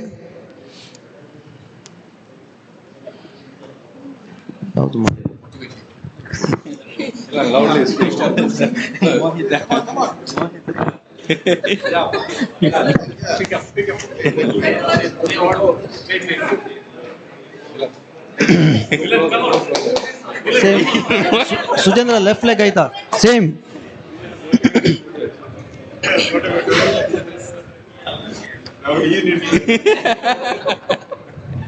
Okay, ready? 4, 3, 2, 1, go. Yes, push harder. I want to see it moving. Stop. Push harder. Stop, yeah. Relax. Only 3 seconds. Ready? Go. 2, 1. Stop. Only 3 seconds. 4, 3, 2, 1. Go. Harder. I want to see it moving. Stop. Yes. Stop. Hey, Michael, ಯಾರು ಹೇಳ್ಬೇಡಿ, ನಾನು ಹೇಳ್ತೀನಿ. The arousal level to high to get the best. So the left medialis is left lateralis is over. Mohita. One lady come. So same calibration. Let's go. So now the right side. Now we go for the right side. Right vastus medialis. Calibrate. MBC. Right. Begin. Save. Vijendra. His name? Vijendra. Ready, yeah? You got it. Because what I tell him not to shout in the mic, what I say, he's not getting. Ready? Okay, 4, right side, 3, 2, 1, go! Go, push, Stop, stop! 3 seconds. Tell not to use the We're mic. not scaring you. Ready? 2, Let's go. 1, go! Push,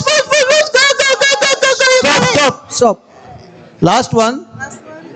4, 3, 2, 1, go! Stop.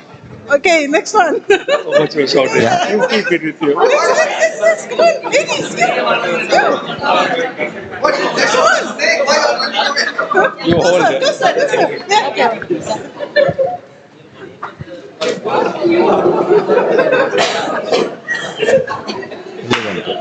Now the same exercise, right leg for the lateralis muscle. One ನಿಮಿಷ. Should he rest first, sir? Should he rest or continue straight? Let him rest for a minute. Okay.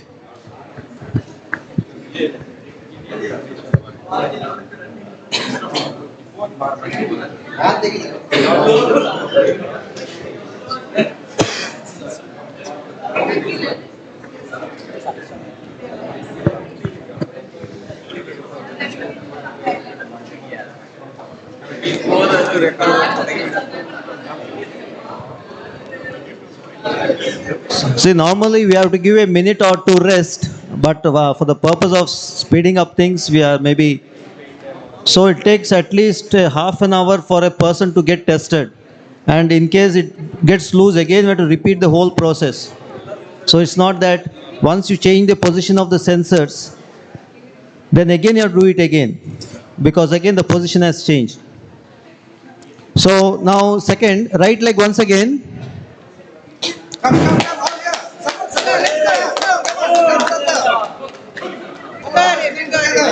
Okay, please don't shout in the mic because he can't hear my cueing. So ready? 4, 3, 2, 1, start. Good. Little harder. Good going, good. Stop. Ready? 5, 4, 3, 2, 1, go. Come on, little harder. Yeah, come on, good going. Last one. 5, 4, 3, 2, 1, go. Good trying. Little harder. Good. Stop. Okay, relax. You can relax and come here.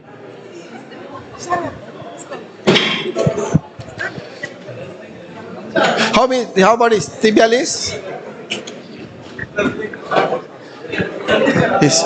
Yeah. Can you do against the hand resistance? This one. You don't have any leg press? No, not for calf. He has to do this dorsal flexion. You don't have anything for that? No, we can put the hand resistance. Yeah, we can long sitting position. They don't have protocols. Do they have protocol that what test to do for which muscle? Those are not there. Those we only have to devise. It's not there. It's not the tests are not there. Only the I think it should be there. testing protocol is there. If you choose the muscle, they will tell how to do that. No, that is not there. Yeah. Muscles are not there. Anyway, long sitting ali ಕೂತ್ಕೊ. What? He's sitting in a long sitting position. So I think we don't have enough time. No, just until 2. 1 o'clock we collect. After they come back, No, just 2. That's all. Just 2. Only 2 minutes. it'll Later take. he need to run. Yeah. No, for this it'll Take take video. only- No, this two one we do muscles. now. Yeah, okay. After that, the Okay. data interpretation. later. Right.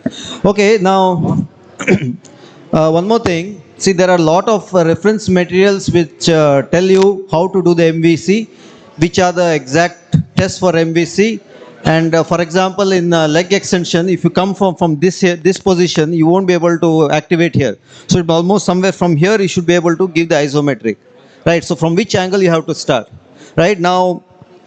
We are doing it for our sakes. Now the tibialis anterior muscle helps in dorsal flexion, right? So we are going to give him manual resistance, and he has to try to do the dorsal flexion, right?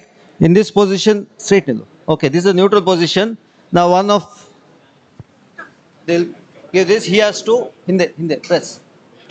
ಹಿಂದೆ ಹೀಗೆ ಹಿಂದೆ ಹೇಳಬೇಕು. ಹಿಂದೆ ಹೇಳಿ. Okay, right. He has to press against the hand. Correct, no? That's okay. So this is for our purpose we are doing right now. So if you want to, when you're doing research, you can go to the references and see exactly what is the perfect test. But first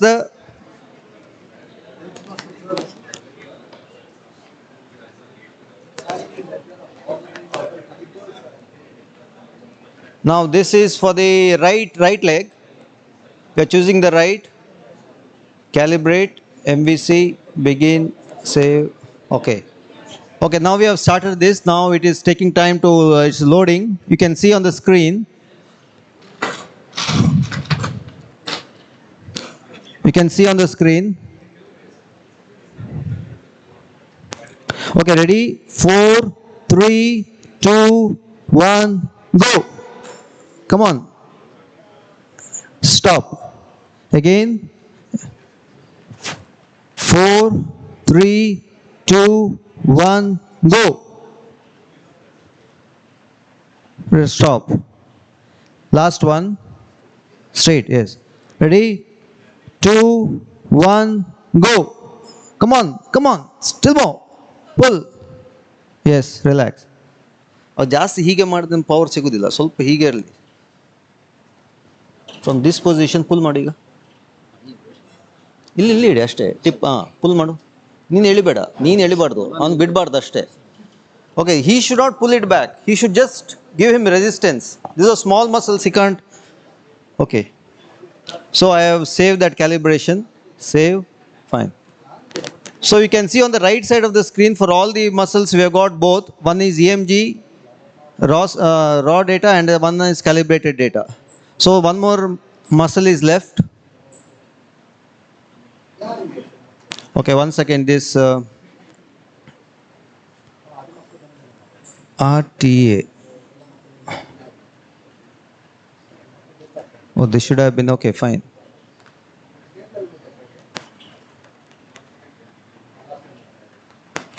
Okay, now last one. Okay, this should be actually okay, fine. This okay. We did some mistake here. Okay, RTA. This is 3, no? Okay. Oh, no, this is right. Okay, we'll put this as right only. Okay, we did a small mistake. See, that's what that is some of the challenges. We put both the labels as RTA and RTA. So right, actually the sensor which we put for the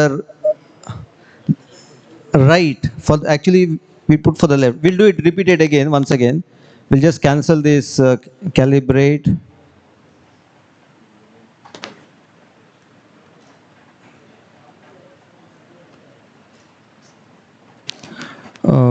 It's already been okay, it's fine, just for the sake of this. Now the RTA, now the right leg, fine. Okay, there's a small mistake, and now we have to, since we have already done that, we have to off it and on it again. Let's avoid that, just for this, for the sake of demo. So we'll do the thing that is the left TA, left tibial is anterior, almost same it will be, but of course don't do it in research. But now we'll do for the right. Restart. Okay. Okay, so see, when we did this, actually for LTA, the sensor is LTA, but then we did it for RTA because I wrote that RTA. So if you see here, calibration, I can't change it now. So I have to, calibrations are saved. So I go back, again I restart this, Trigno. ಇಲ್ಲ calibration save ಆಗುತ್ತೆ. ನಿನ್ನ ಮೊನ್ನೆ ಮಾಡಿದ್ದು save ಆಗುತ್ತೆ. Then you have to choose. In these calibrations, calibrations are saved. You can do today, tomorrow, day after, but all the dates will be coming. So when you want to pair it for the raw, then you have to select which calibration you want, which day you did. So again, sensors are being scanned.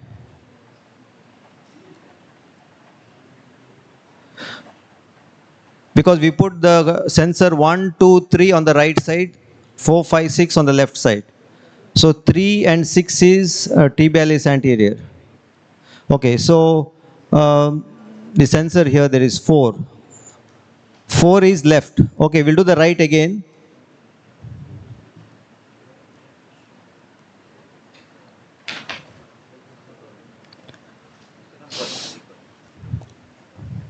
It will take around 10 seconds, 10, 15 seconds to load. Right side.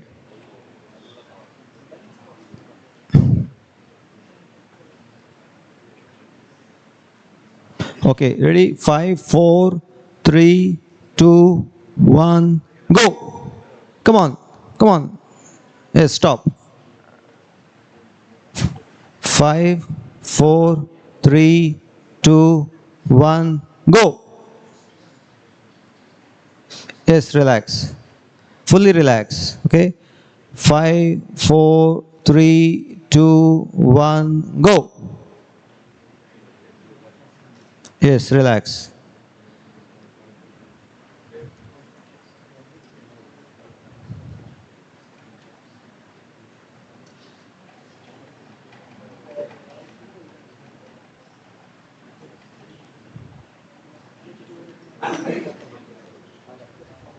So we save this calibration. Save. So then the last one is the fourth LTA. You can see there. So calibrate. Now you can see that the previous calibration is there. We can delete it. Just select that and delete that. So not to be confused. Okay, we'll do a new calibration. Begin. Save. Play.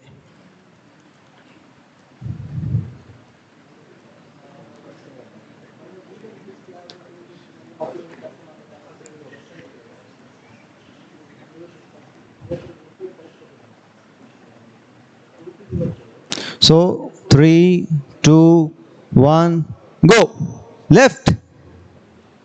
Yes. I said relax. It's okay, okay. I said left, no. Okay, ready? Go.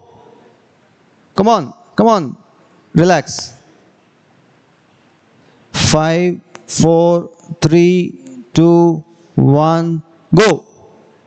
Yes. Relax.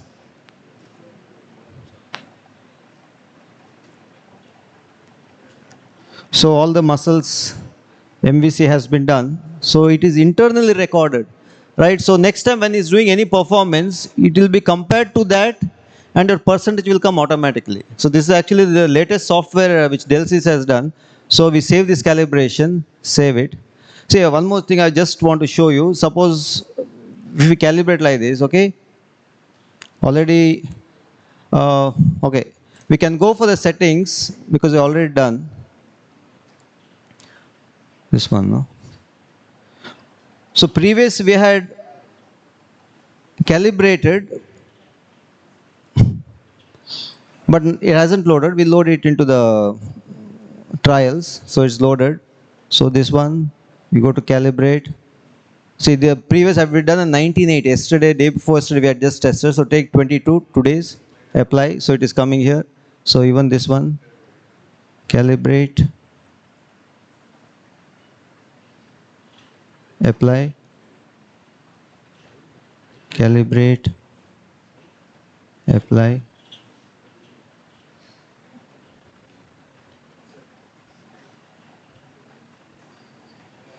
LVMO.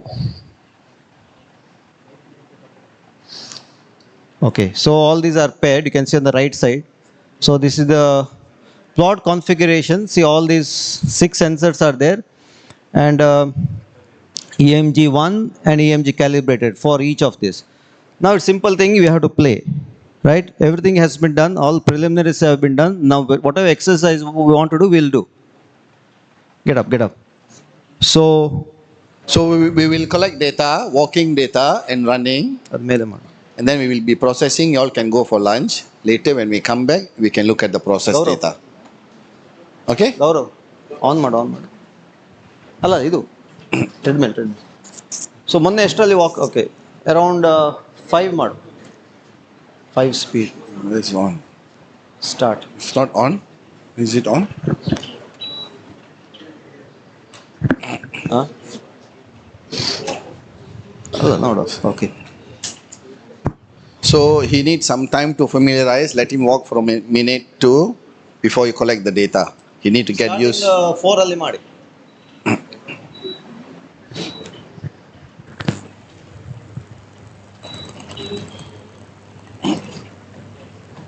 ಆರಾಮ್ಸೆ walk ಮಾಡ್ಬಾ.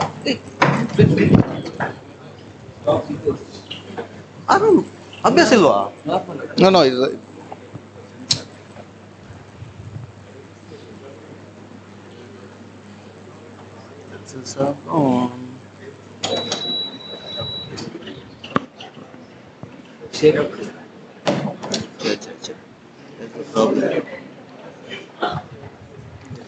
So the electrode placement, you need to make sure you have a proper mechanism to overcome that. Okay. Sir, we'll put a tape just for this. Otherwise, it will be a problem. Check. 4. ನಾ ಹೇಳ್ತೇನೆ ಹಾಕಿ ಎಲ್ಲದಕ್ಕೆ ಹಾಕು round ಹಾಕೊಂಡು full round ಹಾಕು ಕೊಡು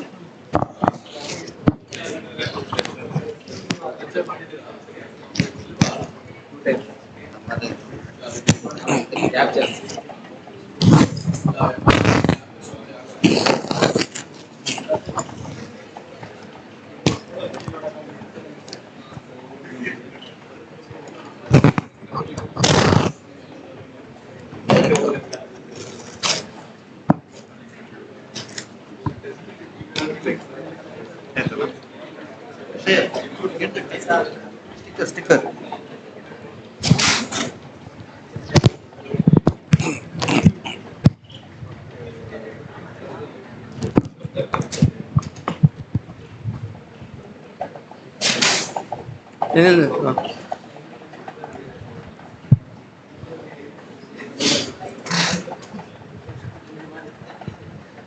We usually will try to avoid putting this tape because there will be some artifact signals because of the compression. Okay, the best is to have skin glue.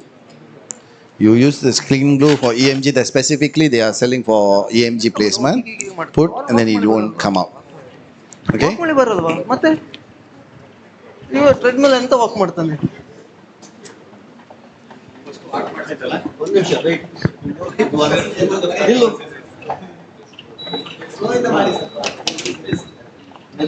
Walk ಮಾಡ್ಲಿಕ್ಕೆ ಅವೆಲ್ಲ ಅಭ್ಯಾಸ ಇದೆ ಅಂತ ಹೇಳಿದ ಸರಿ ನಡೆಯು ಆರಾಮ್ಸೆ ಮಾರ್ಕೆಟ್ ಅಲ್ಲಿ ಹೇಗೆ ವಾಕ್ ಮಾಡಿದ್ರೆ ಹಾಗೆ ಮಾಡು ಹಾಗೆ ಹೀಗೆ ಹೀಗೆ ಮೇಲೆ ಬಿಡಬೇಡ ಆರಾಮ್ಸೆ ಕಾಲು ಹೊತ್ತಿಗೆ ಕಾಲು ಹತ್ತಿರ ನೀವೇ ಬೆಂಡ್ ಮಾಡಲ್ಲ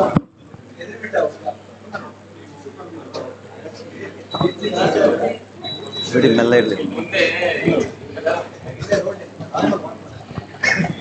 Okay, this is one problem because we have to familiarize this person. He said he knows all these treadmills, so and he's an athlete actually. So I thought, take it for granted he knows. So it's better we 2-3 days before we familiarize so that it becomes second nature to them, right? So anyway, now for us, our demo is to get the data. So we'll get the data. We'll see what wrong he's doing or. Okay, so I'll start. The screen is. Now he is almost familiarized. Can we see the screen? See that screen.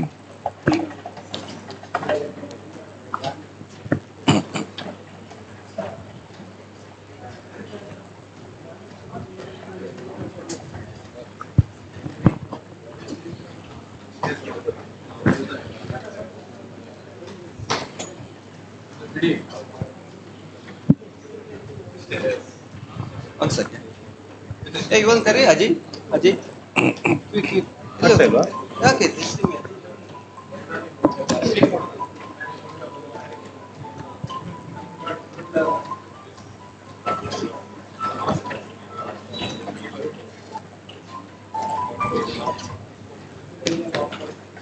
Hey, Ajay.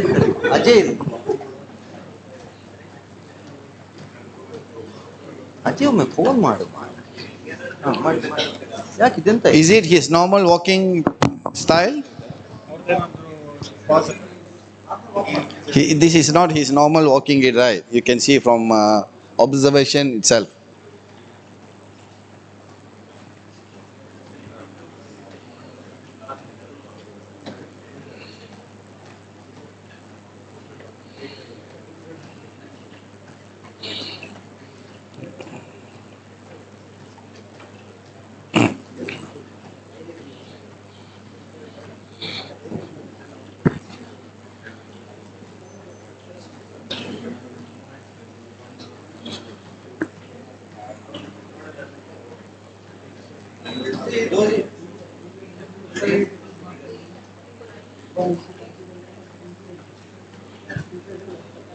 So I will give them break. It's already 1 o'clock. Yeah, We yeah. continue after. Okay. We collect data. Okay. We will continue to collect, but later data presentation we will do after lunch. So you all can go for lunch now. Whoever want to stay and see the process of just Just see the screen. recording, you can stay here. But it's 1 o'clock lunchtime. I'll see you all at 2:30. Okay. Whoever want to stay and see the data collection process can stay. Whoever want to go for lunch, you can go for lunch. I'll see you all at 2:30 with to present the data. Okay. Thank you.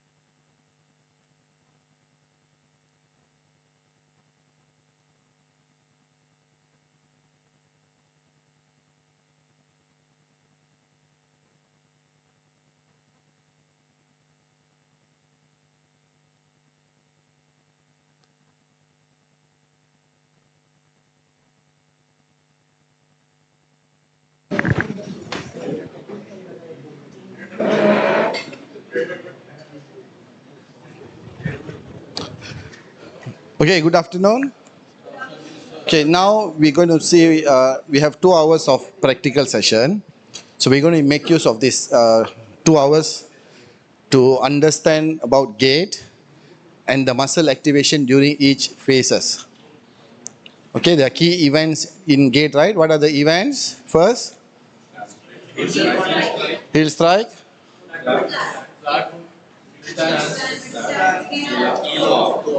Okay, where is the highest activation for tibialis anterior?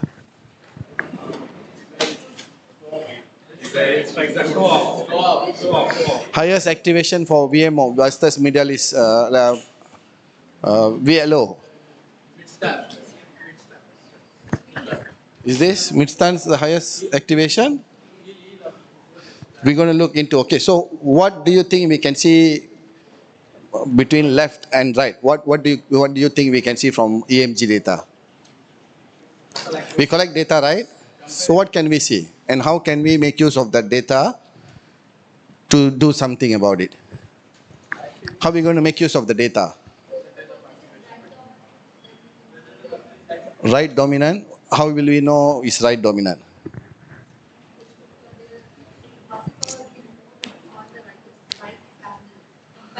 Okay, which means if his right tibialis anterior, if his right tibialis anterior is more compared to his left tibialis anterior. So let's say right is more. What are we going to do after that? Okay, what does it mean first of all? What does it mean if his right tibialis anterior, the signal is higher than his left?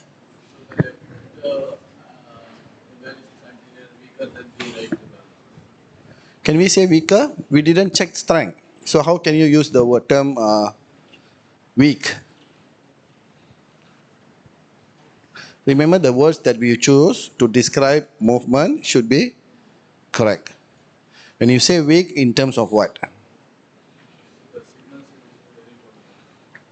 Okay, the signal is low left. What does it mean?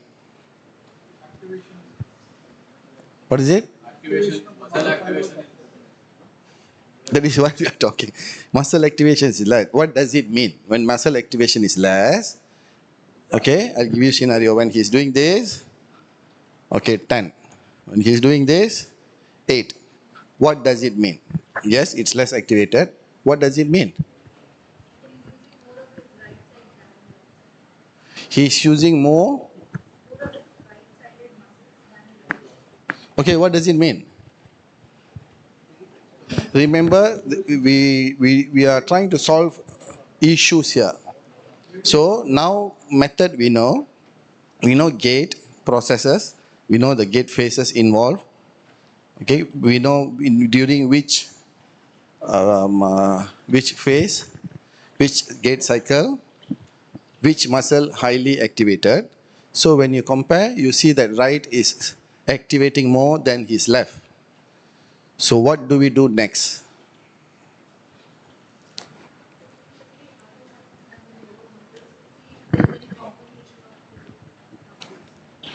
Okay, let's say the whole 3 muscle is higher than left. What does it mean? Assessment for injuries. Assessment for injuries. What injuries? What does the signal tells you when it's giving you higher than? Go back and look at the technique. What technique is he? Because his ankle joint during that phase is less than his right compared to his left, causing that signal to be higher than his left. Is it because if yes, then is it because of his ankle stiffness or range of motion? Remember, we always go and search for why. Why until you solve it. The numbers is just a number. If you report it as a number without knowing why it happened, and solve it. Once you know, okay, his plantar flexion is more than his left. Then you know the cause. If not, then go to the knee. Is the knee angle, is knee extension greater during that phase? To his left. So you must know the root cause of that. Someone said weak, and then go back and check his strength. Left and right. Ankle strength left, ankle strength right. Then you will get the whole picture. From there, now you can go and find the potential solutions. Potential solutions. Why we do what trying to solve this? What will happen if we let him walk in that way? 10 and 8. Yes. The muscle will be using the right side, you'll be using the right muscle more. If you use one side more and one side less, you'll tend to have injury on one side before this leg because of overcompensation. Okay, look at his foot pronation, supination, which caused that to happen. Where will we check? Can we check that from side view? We need to check from posterior view. Set a camera here, set a camera there. That's why when we collect, just now we asked them to collect the data of video along with EMG. So that just with the signal, you can't understand much on what happened. Later, you cannot answer the question why if you don't have footages. Unless if this is a instrumented treadmill. If this is an instrumented treadmill, then maybe still I will collect video data. I will still collect full body because the data will not tell you why. The data will tell you what happened, but it won't tell you why it happened. Okay, that is the sequence of process of analysis when we are trying to look into the root cause of a problem. If you found out that both sides activated as usual, what will you do? This is all three muscles 10-10. What do we do with the data? What do we do next? What is that? How to improve. So how to improve, you compare with what? You want 10 to become 8 or you want 10 to become 12?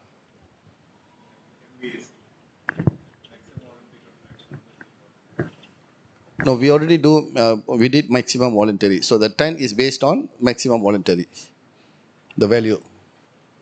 What do we do? So what is the sequence of proper activation when someone is walking? You know, there's we did this normative values, and during this phase it should be activated at this percentage, and then here, and then here. Go and check with normative values. Is it firing in that sequence according to the MVC standard? What is that? The normative value or not? Okay. If yes, what do we do with the data? If yes, it's firing according to the norm, everything within the norm. What do we do now?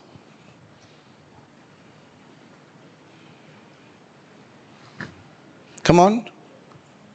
We talked about this. All these 4 days we talked about this. We are doing this for a reason.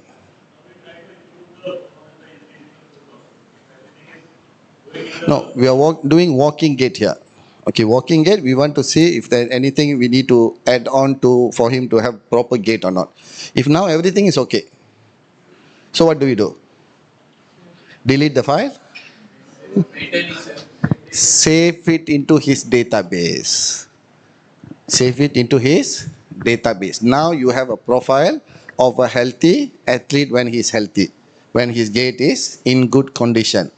After 6 months, unlucky, he got injured. Physio need to work. After 6 weeks, you test his gait again. And then now you compare with what? Don't look at normative value anymore. Don't look at from literature. Look at his norms. Take his norms out. Compare with his previous norms. Now you did strength data because you suspect it might have to do with strength. You check his range of motion. You check all this, all the battery, all the parameters you're interested to look. You have it when he's healthy. Now when he's injured, you know where to work and how much to work. If it's 6, then you know, okay, I'm going to increase another 10%. I need to do this technique modification. I need to strengthen this joint. I need to make this joint flexible. Because you're comparing, you know. Okay? I don't see anyone writing, storing here. Okay, understand, right? This is the process. When we do analysis, this is the process. We do to identify. Usually we don't simply do, but when we pre-season, when athletes come, we'll try to screen everyone when they are healthy before they go into high intensity season. So that we have something. If we have any issue, we'll work during the GPP phase. During the general phase, we'll try to solve. Just now I said, you know, whatever issue, 10%, 20%, GPP is the best time for your force to work on. If we don't have, we store it. And then kinematic analysis we do when running. All this general assessment. When we go to specific phase, we focus on strength and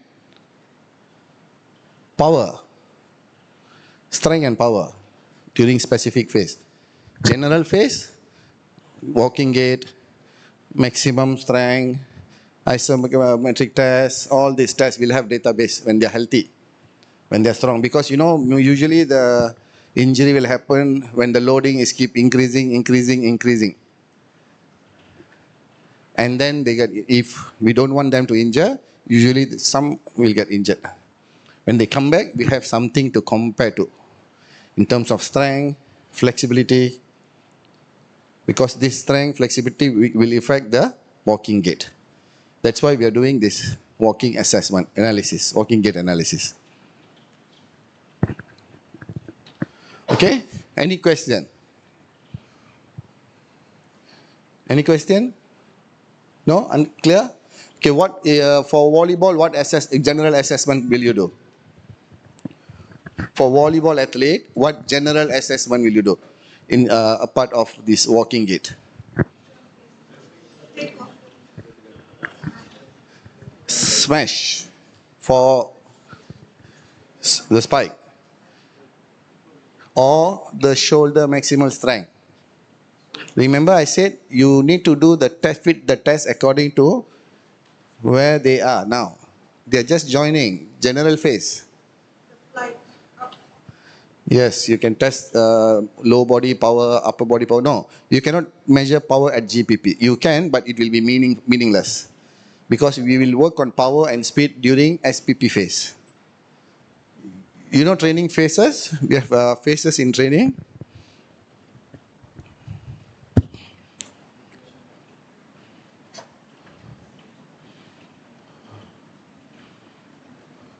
This is their starting, okay? 0 month, okay? This is 12 month. This is competition.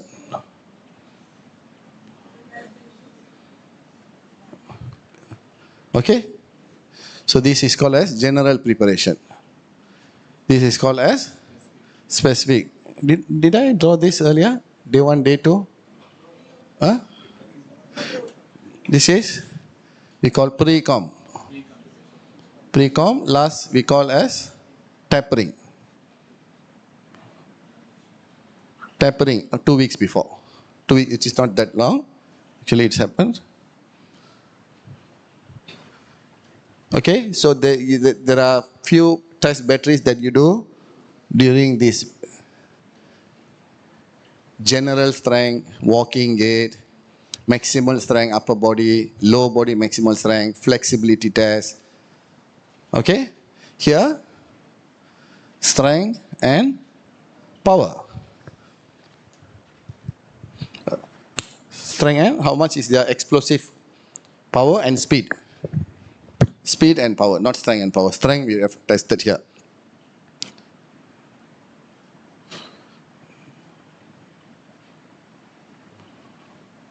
Maximal strength, speed and power. This is where, these are the block. SPP is the block for us to build their speed and power. We prepare the muscle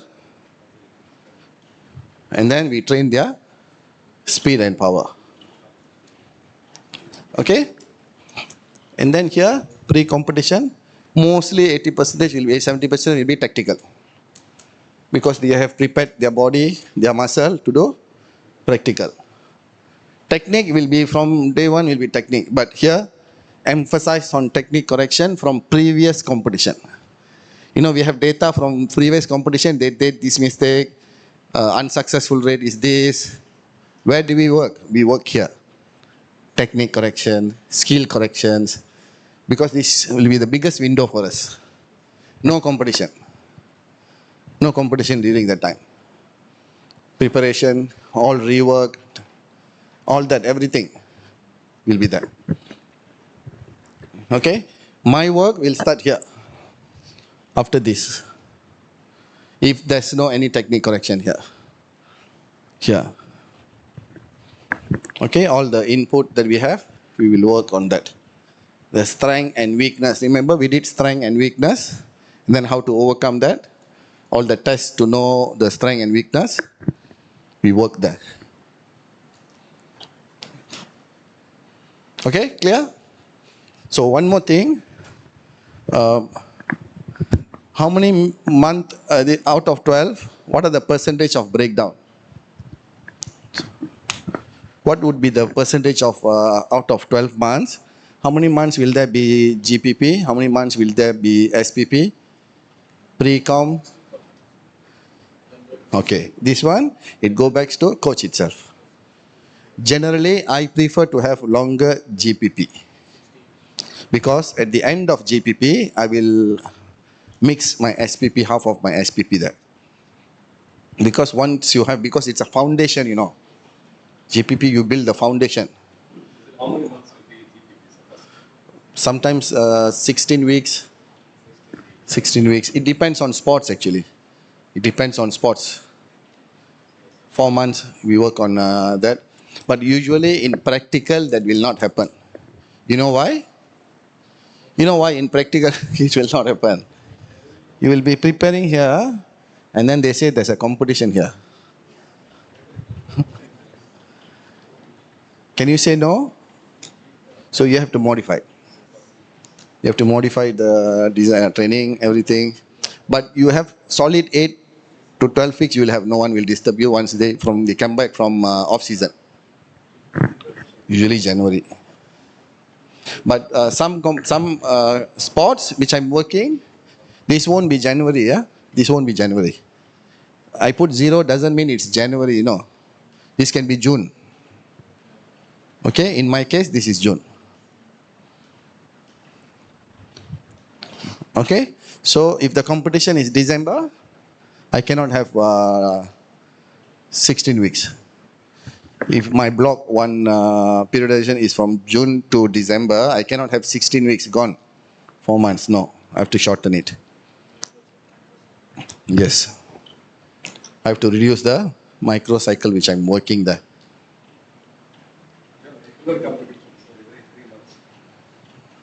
Not regular. Sometimes like we come back, next month there'll be another competition. Next month there'll be another competition. Some sports. That is why we have different of periodization plan. What the method I wrote here is linear periodization. Single peak. Linear periodization. One peak competition. But in practical, like I said, usually they use for Olympic cycle. On Olympic cycle, because you cannot suddenly make Olympic come in front. One Olympic cycle. But there'll be a World Championship in between, Asian Championship in between. We have Sea Championship, all the Southeast Asian country. One of the major, this December, is in Thailand this year. We are preparing towards that actually. And from there, next year, September, we have Asian Games in Japan. So our next peaking will be, first peak, December, second peak, September next year, in Nagoya, Japan. So we will prepare for that.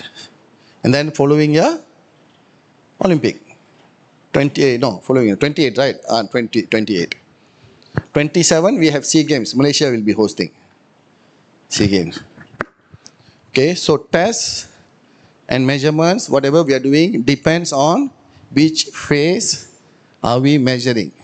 What are we measuring at which phase? It won't make sense if you go and do the gate analysis here. We need to know when is the right time to do the test. Unless he's injured and referred by the medical doctor. Then yes. Okay? Ready, sir? Okay, now we are looking at, okay, usually when you are doing, EMG, you have to integrate video. Without video, you won't know which activity happened during which phase. It's just a signal. Okay, so we have video separately and this EMG separately. Can we integrate video and this if you take separately? Let's say you record from your phone because there's no any tools to integrate and record together. You take separately. Can you integrate it? You can. There's a third-party tools to do that. Okay, third-party tool to do that. Because this is analog signal, your phone will give you digital signal. You need to find the converter.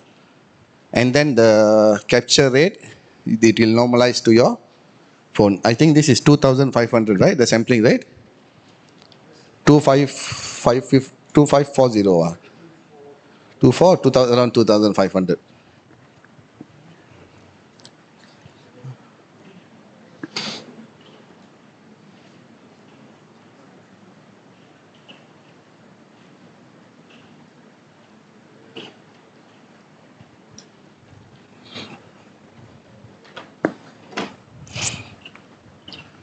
Okay, this, right, tibialis anterior.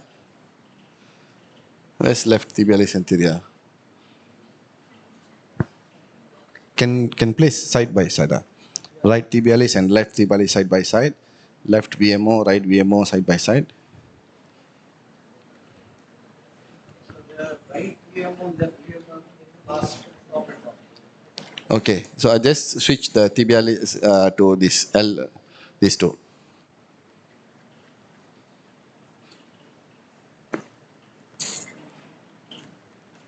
Okay, as you can see, there's some noise, a lot of noise in the signal because we use the tape. We shouldn't tape because there'll be, like I said, artifact signals will be there. We shouldn't tape. There shouldn't be, no one shouldn't be touching it when you're running. So that's why when you place it somewhere, it should be placed where there's no contact will happen. That's why sometimes when you're trying to find this muscle, what adductor muscle is it?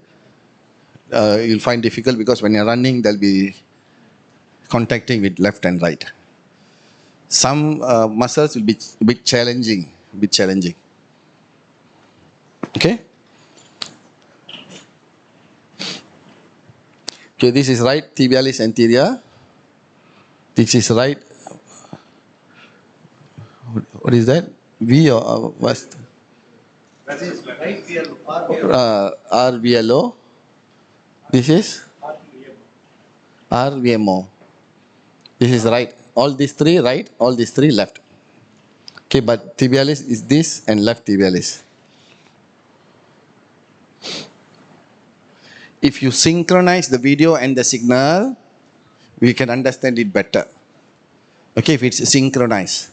Because when he's running and during this action, we can see the firing. Or during swinging phase, if his tibialis is still signaling, we know what is the cause. It shouldn't be firing when he's this movement. Okay?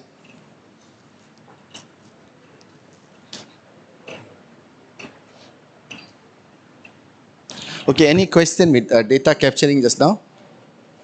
Data capturing. Anyone go and read about how to do MVC?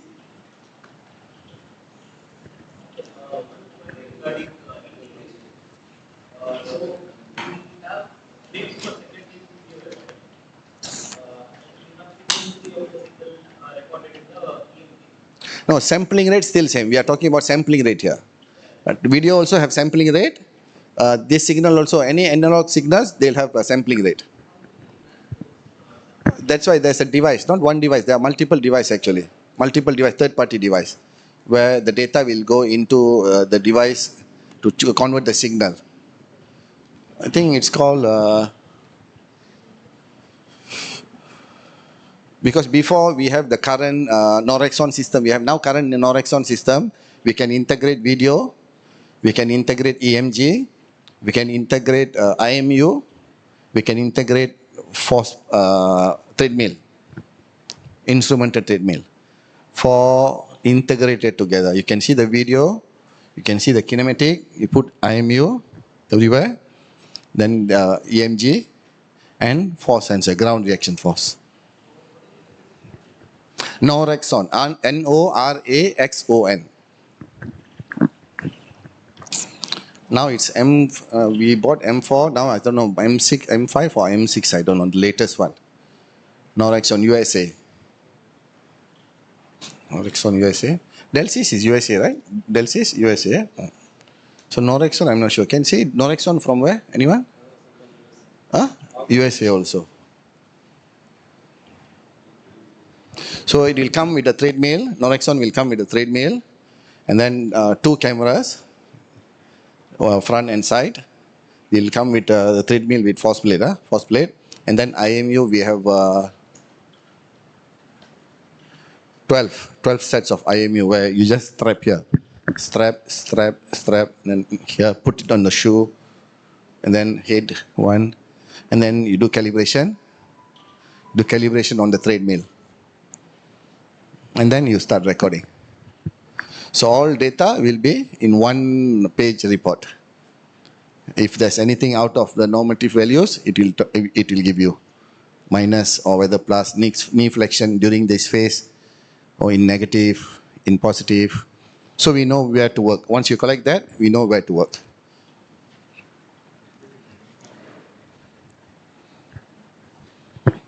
Okay? This is the overlaid plot between left tibialis anterior and right tibialis anterior. There's the activation. You can see that while the left is activated, the blue is the right one. Right one is not activated. And overall, you can see that the left is more activated than the right one. This is the percentage actually. Since it's a calibrated, normalized graph. You understand or not? What is percentage? You know the amplitude, what amplitude is this? This axis? This is just now when we do maximum, let's say we can go 100 maximum. But when there is running, he is only using 40. 40% of you see the percentage there? ಒಂದು ನಿಮಿಷ ಅಲ್ದಿದೆ ಬರುತ್ತೆ ಹಿಂದೆ Right? It's really less. This is not the actual data because correcting just now. Because this MVC went lower than that. So the MVC we did is not accurate. If you do MVC the right way, because we just told you we can actually shouldn't use hand numbers. We should do something digital. We should put the names like just now. So all just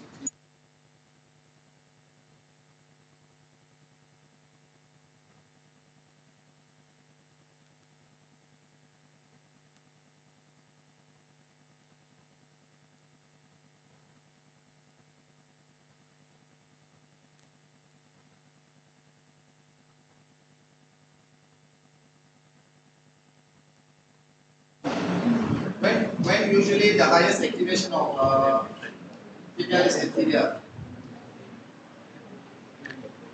So this is a 9 second. In this position, the video, this position you can see this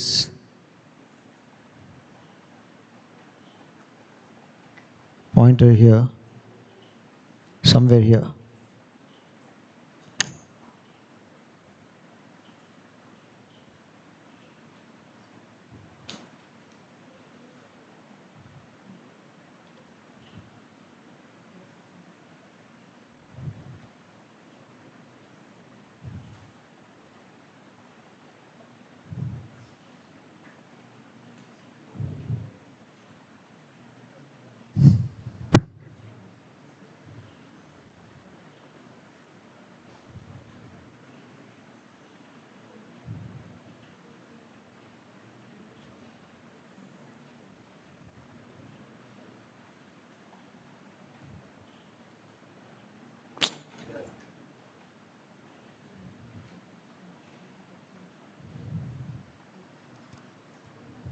can see during the 9 second, that is the right leg, right? That's the right leg. Is walking or running? He's running. I think it's a support phase where he's landing on the right leg.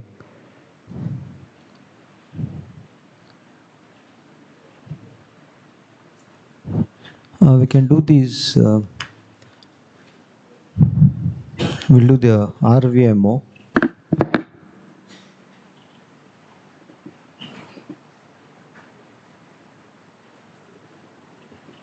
But you'll understand the concept, right? The concept is to understand. The concept is to understand left and right, and then the sequence of the muscle activation. Is it firing at the right sequence? This, that, this again. The sequence of activation. You will know that if you overlap all these signals. You overlap all the signals, you know the firing happens by sequence. Sometimes some muscles early activation, then we know okay, this maximum force generation is happening earlier. Okay, also we work on the zone. Which you learn easy because it's taking left or right, forward tail, which cause the activation to happen early before the expand. Okay, so this next PMO, right and left.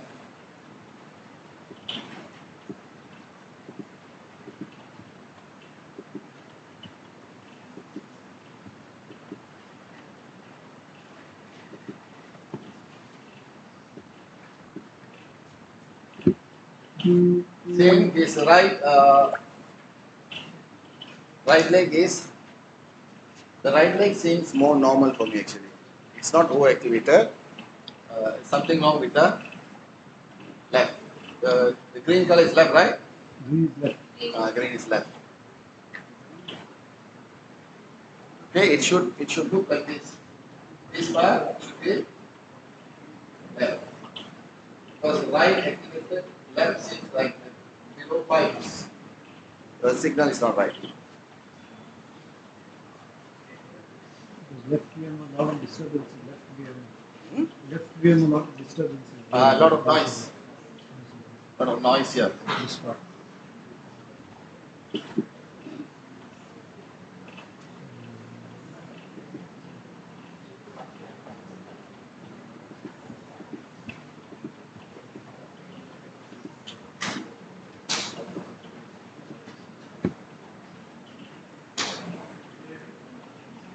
is the VLO, right and left. This is VLO, right and left.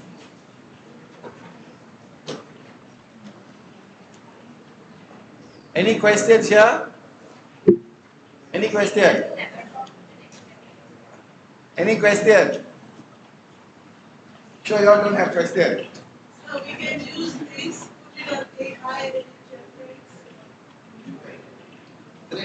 Screenshot, upload it, let's ask the right question. We need to know what question to ask.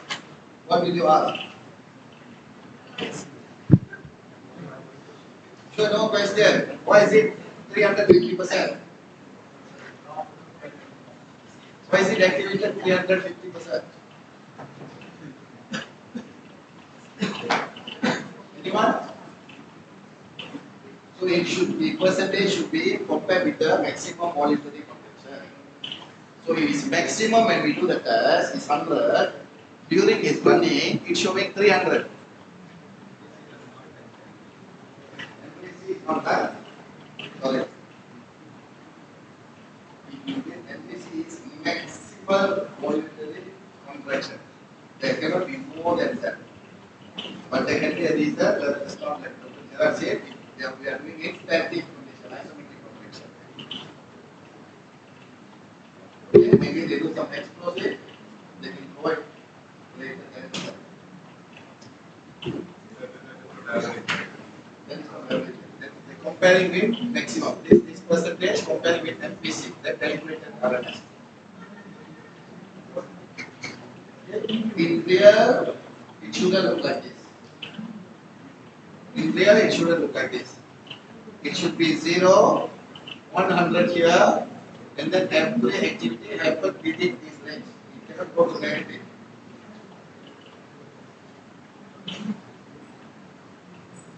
Understand?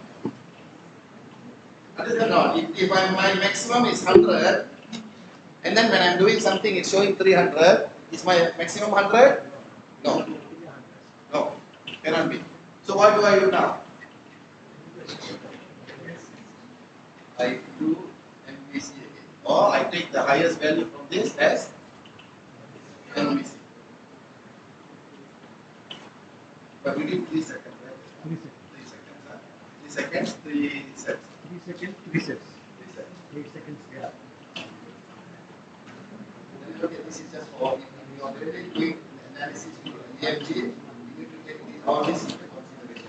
Go back and look into what are the right protocol to collect MVC for each muscle. You can change the protocol in this. Change. In settings, you can change the time, rest, automatic. Okay, any question? If not, we go back to yesterday's work, creating your. You're done? Yesterday's continuation of yesterday, practical. All done. Already have your dashboard until your dashboard or only your what is that? Tagging pattern. Who already prepared dashboard? Dashboard means all your results when you tag will be showing all in the graph as a report.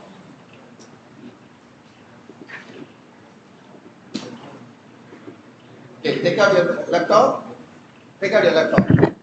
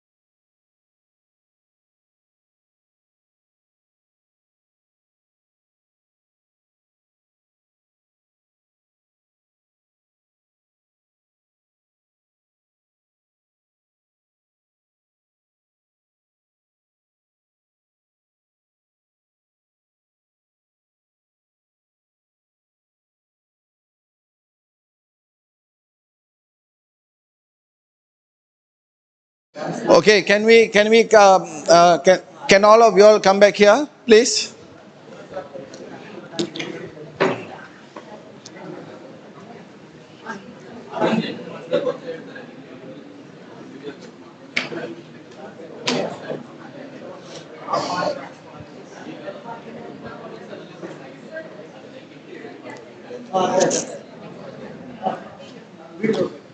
Okay, today, the objective for today is to look at all the unsuccessful videos and analyze why it's unsuccessful. As a performance analyst, we have all the successful and unsuccessful videos. And then we take all the unsuccessful videos, we create another template for unsuccessful. That is another layer.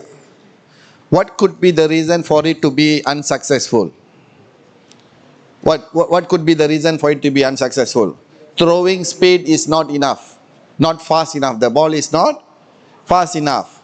Another, what else can it be? What is that? Judgment? No. Now I'm throwing. I'm talking about unsuccessful. I throw, I didn't hit him. So one reason can be because maybe because my position from where I attack is not a optimum position, the best position for my attack. It's very far. There's someone standing here, but I'm attacking that person. How will we know if you don't go and look back at unsuccessful techniques? We won't know. That is why today our objective will look into, yesterday I said go back and get it done. So that we can look into unsuccessful techniques from biomechanics point of view. Is it because your extension, what is that, shoulder extent, when you come to speed, we can break down again. What caused that speed to be less? Is it because you are trying to throw from your stand without using ground force? You need to go layer and layer and layer. And then you will get the reason. Remember, we always investigate why. We already know what happened. We already know 70% unsuccessful, 25% successful. Now 75%, our goal as a performance analyst or biomechanist is to convert into, reduce the unsuccessful rate to 70%. Start slow. Another 5% I want it to go next time when you are playing. What am I going to do? If without knowing, we won't know. So the next step after this is take all the unsuccessful videos and break it down into different KPI. Why it's not unsuccessful? Look from biomechanics point of view. Because he don't have enough strength. He don't have enough range of motion when he's releasing the ball. Whatever reason can be. Apply this similar technique to your own sports. In badminton, okay, take all the unforced error, forced error or unforced error. Take all unforced error, put in one video. Look from biomechanics point of view.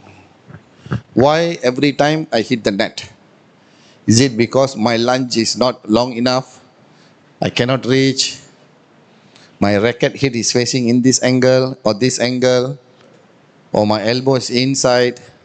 From biomechanics point of view, when you solve this, then your number will go up. We report to athletes and coaches, this is your success rate, this is your total number of net ball, this is total of overhead smash, backhand smash, backhand return, all this. But what are we doing to increase the number or reduce the error rate? That is why we act as a biomechanist. Look at the technique. Repair the technique, modify the technique to increase the number. Reassess again, next competition. Don't look at everything at once. Look at one, the most important thing. In this case, the most important thing is unsuccessful throw. Break down unsuccessful throw into what caused all the performance. Let's say you have four performance indicator. Okay, the range of motion when they throw, and then target zone, and then when they throw, how much they extend their body, use of hip when they throw, or only arm. And then most of the mistake comes from, okay, there's no hip rotation. And then work on that only to see if it improve the throwing speed. If throwing speed increase, the chances of scoring will increase. Then we are doing integrating performance analysis data with biomechanics data. Same goes to combat sport. Punch, kick, in which situation that happen? When I'm standing, or when I'm moving, or when I'm moving to the side, he hit me. Keep all the data, look at what caused him to always give away points. And then is it because of his reaction, or is it because of his mentally he's not focused, psychological issue? Work on that specific issue, only one at a time. Maximum 2, that's it. Don't work for, you can collect all this, but at the end you collect all this data to know where is the biggest performance gap. Once you identify the biggest performance gap, you know from there where to work on.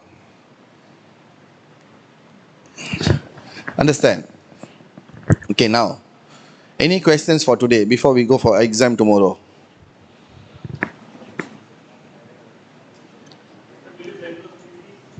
Yes, I will. I will send all the slides. Anything else? I will try to go and send by tonight. My Wi-Fi is not strong enough here, actually, because very large file. I have, you saw right, the video all there, the GIF files there. So I'll try to send from here because they have cable here. I'll try to send from here. Anyone have any Google Drive space? My Google Drive is full. Anyone? So that I can upload all into that Google file. You can share the link. Okay? So tomorrow, there'll be 50 questions. 50 questions. Everything will based on, mostly will based on practical. Mostly will based on practical. Mostly I would say a half of it, another half of it theoretical. Okay? You know kinetics, you know kinematics. Okay, you know what should you do, EMG preparation, what are the important things, what is KPI, performance indicator, what is your use of force plate, what is motion analysis. Very simple. Motion analysis are used for what? To measure muscle performance.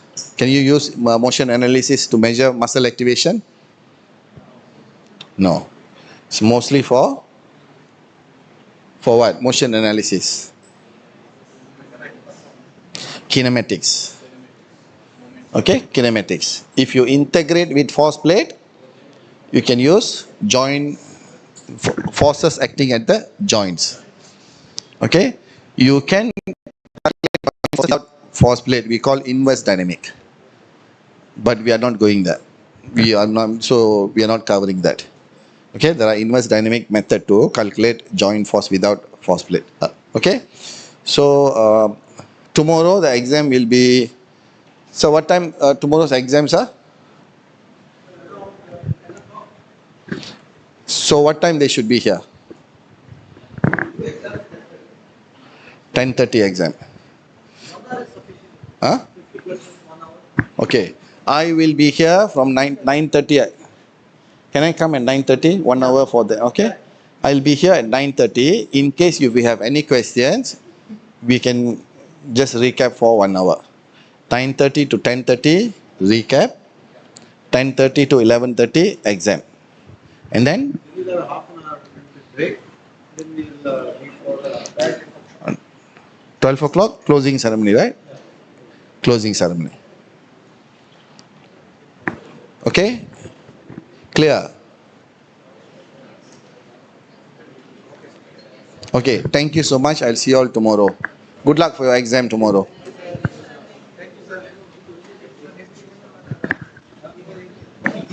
So you do one thing.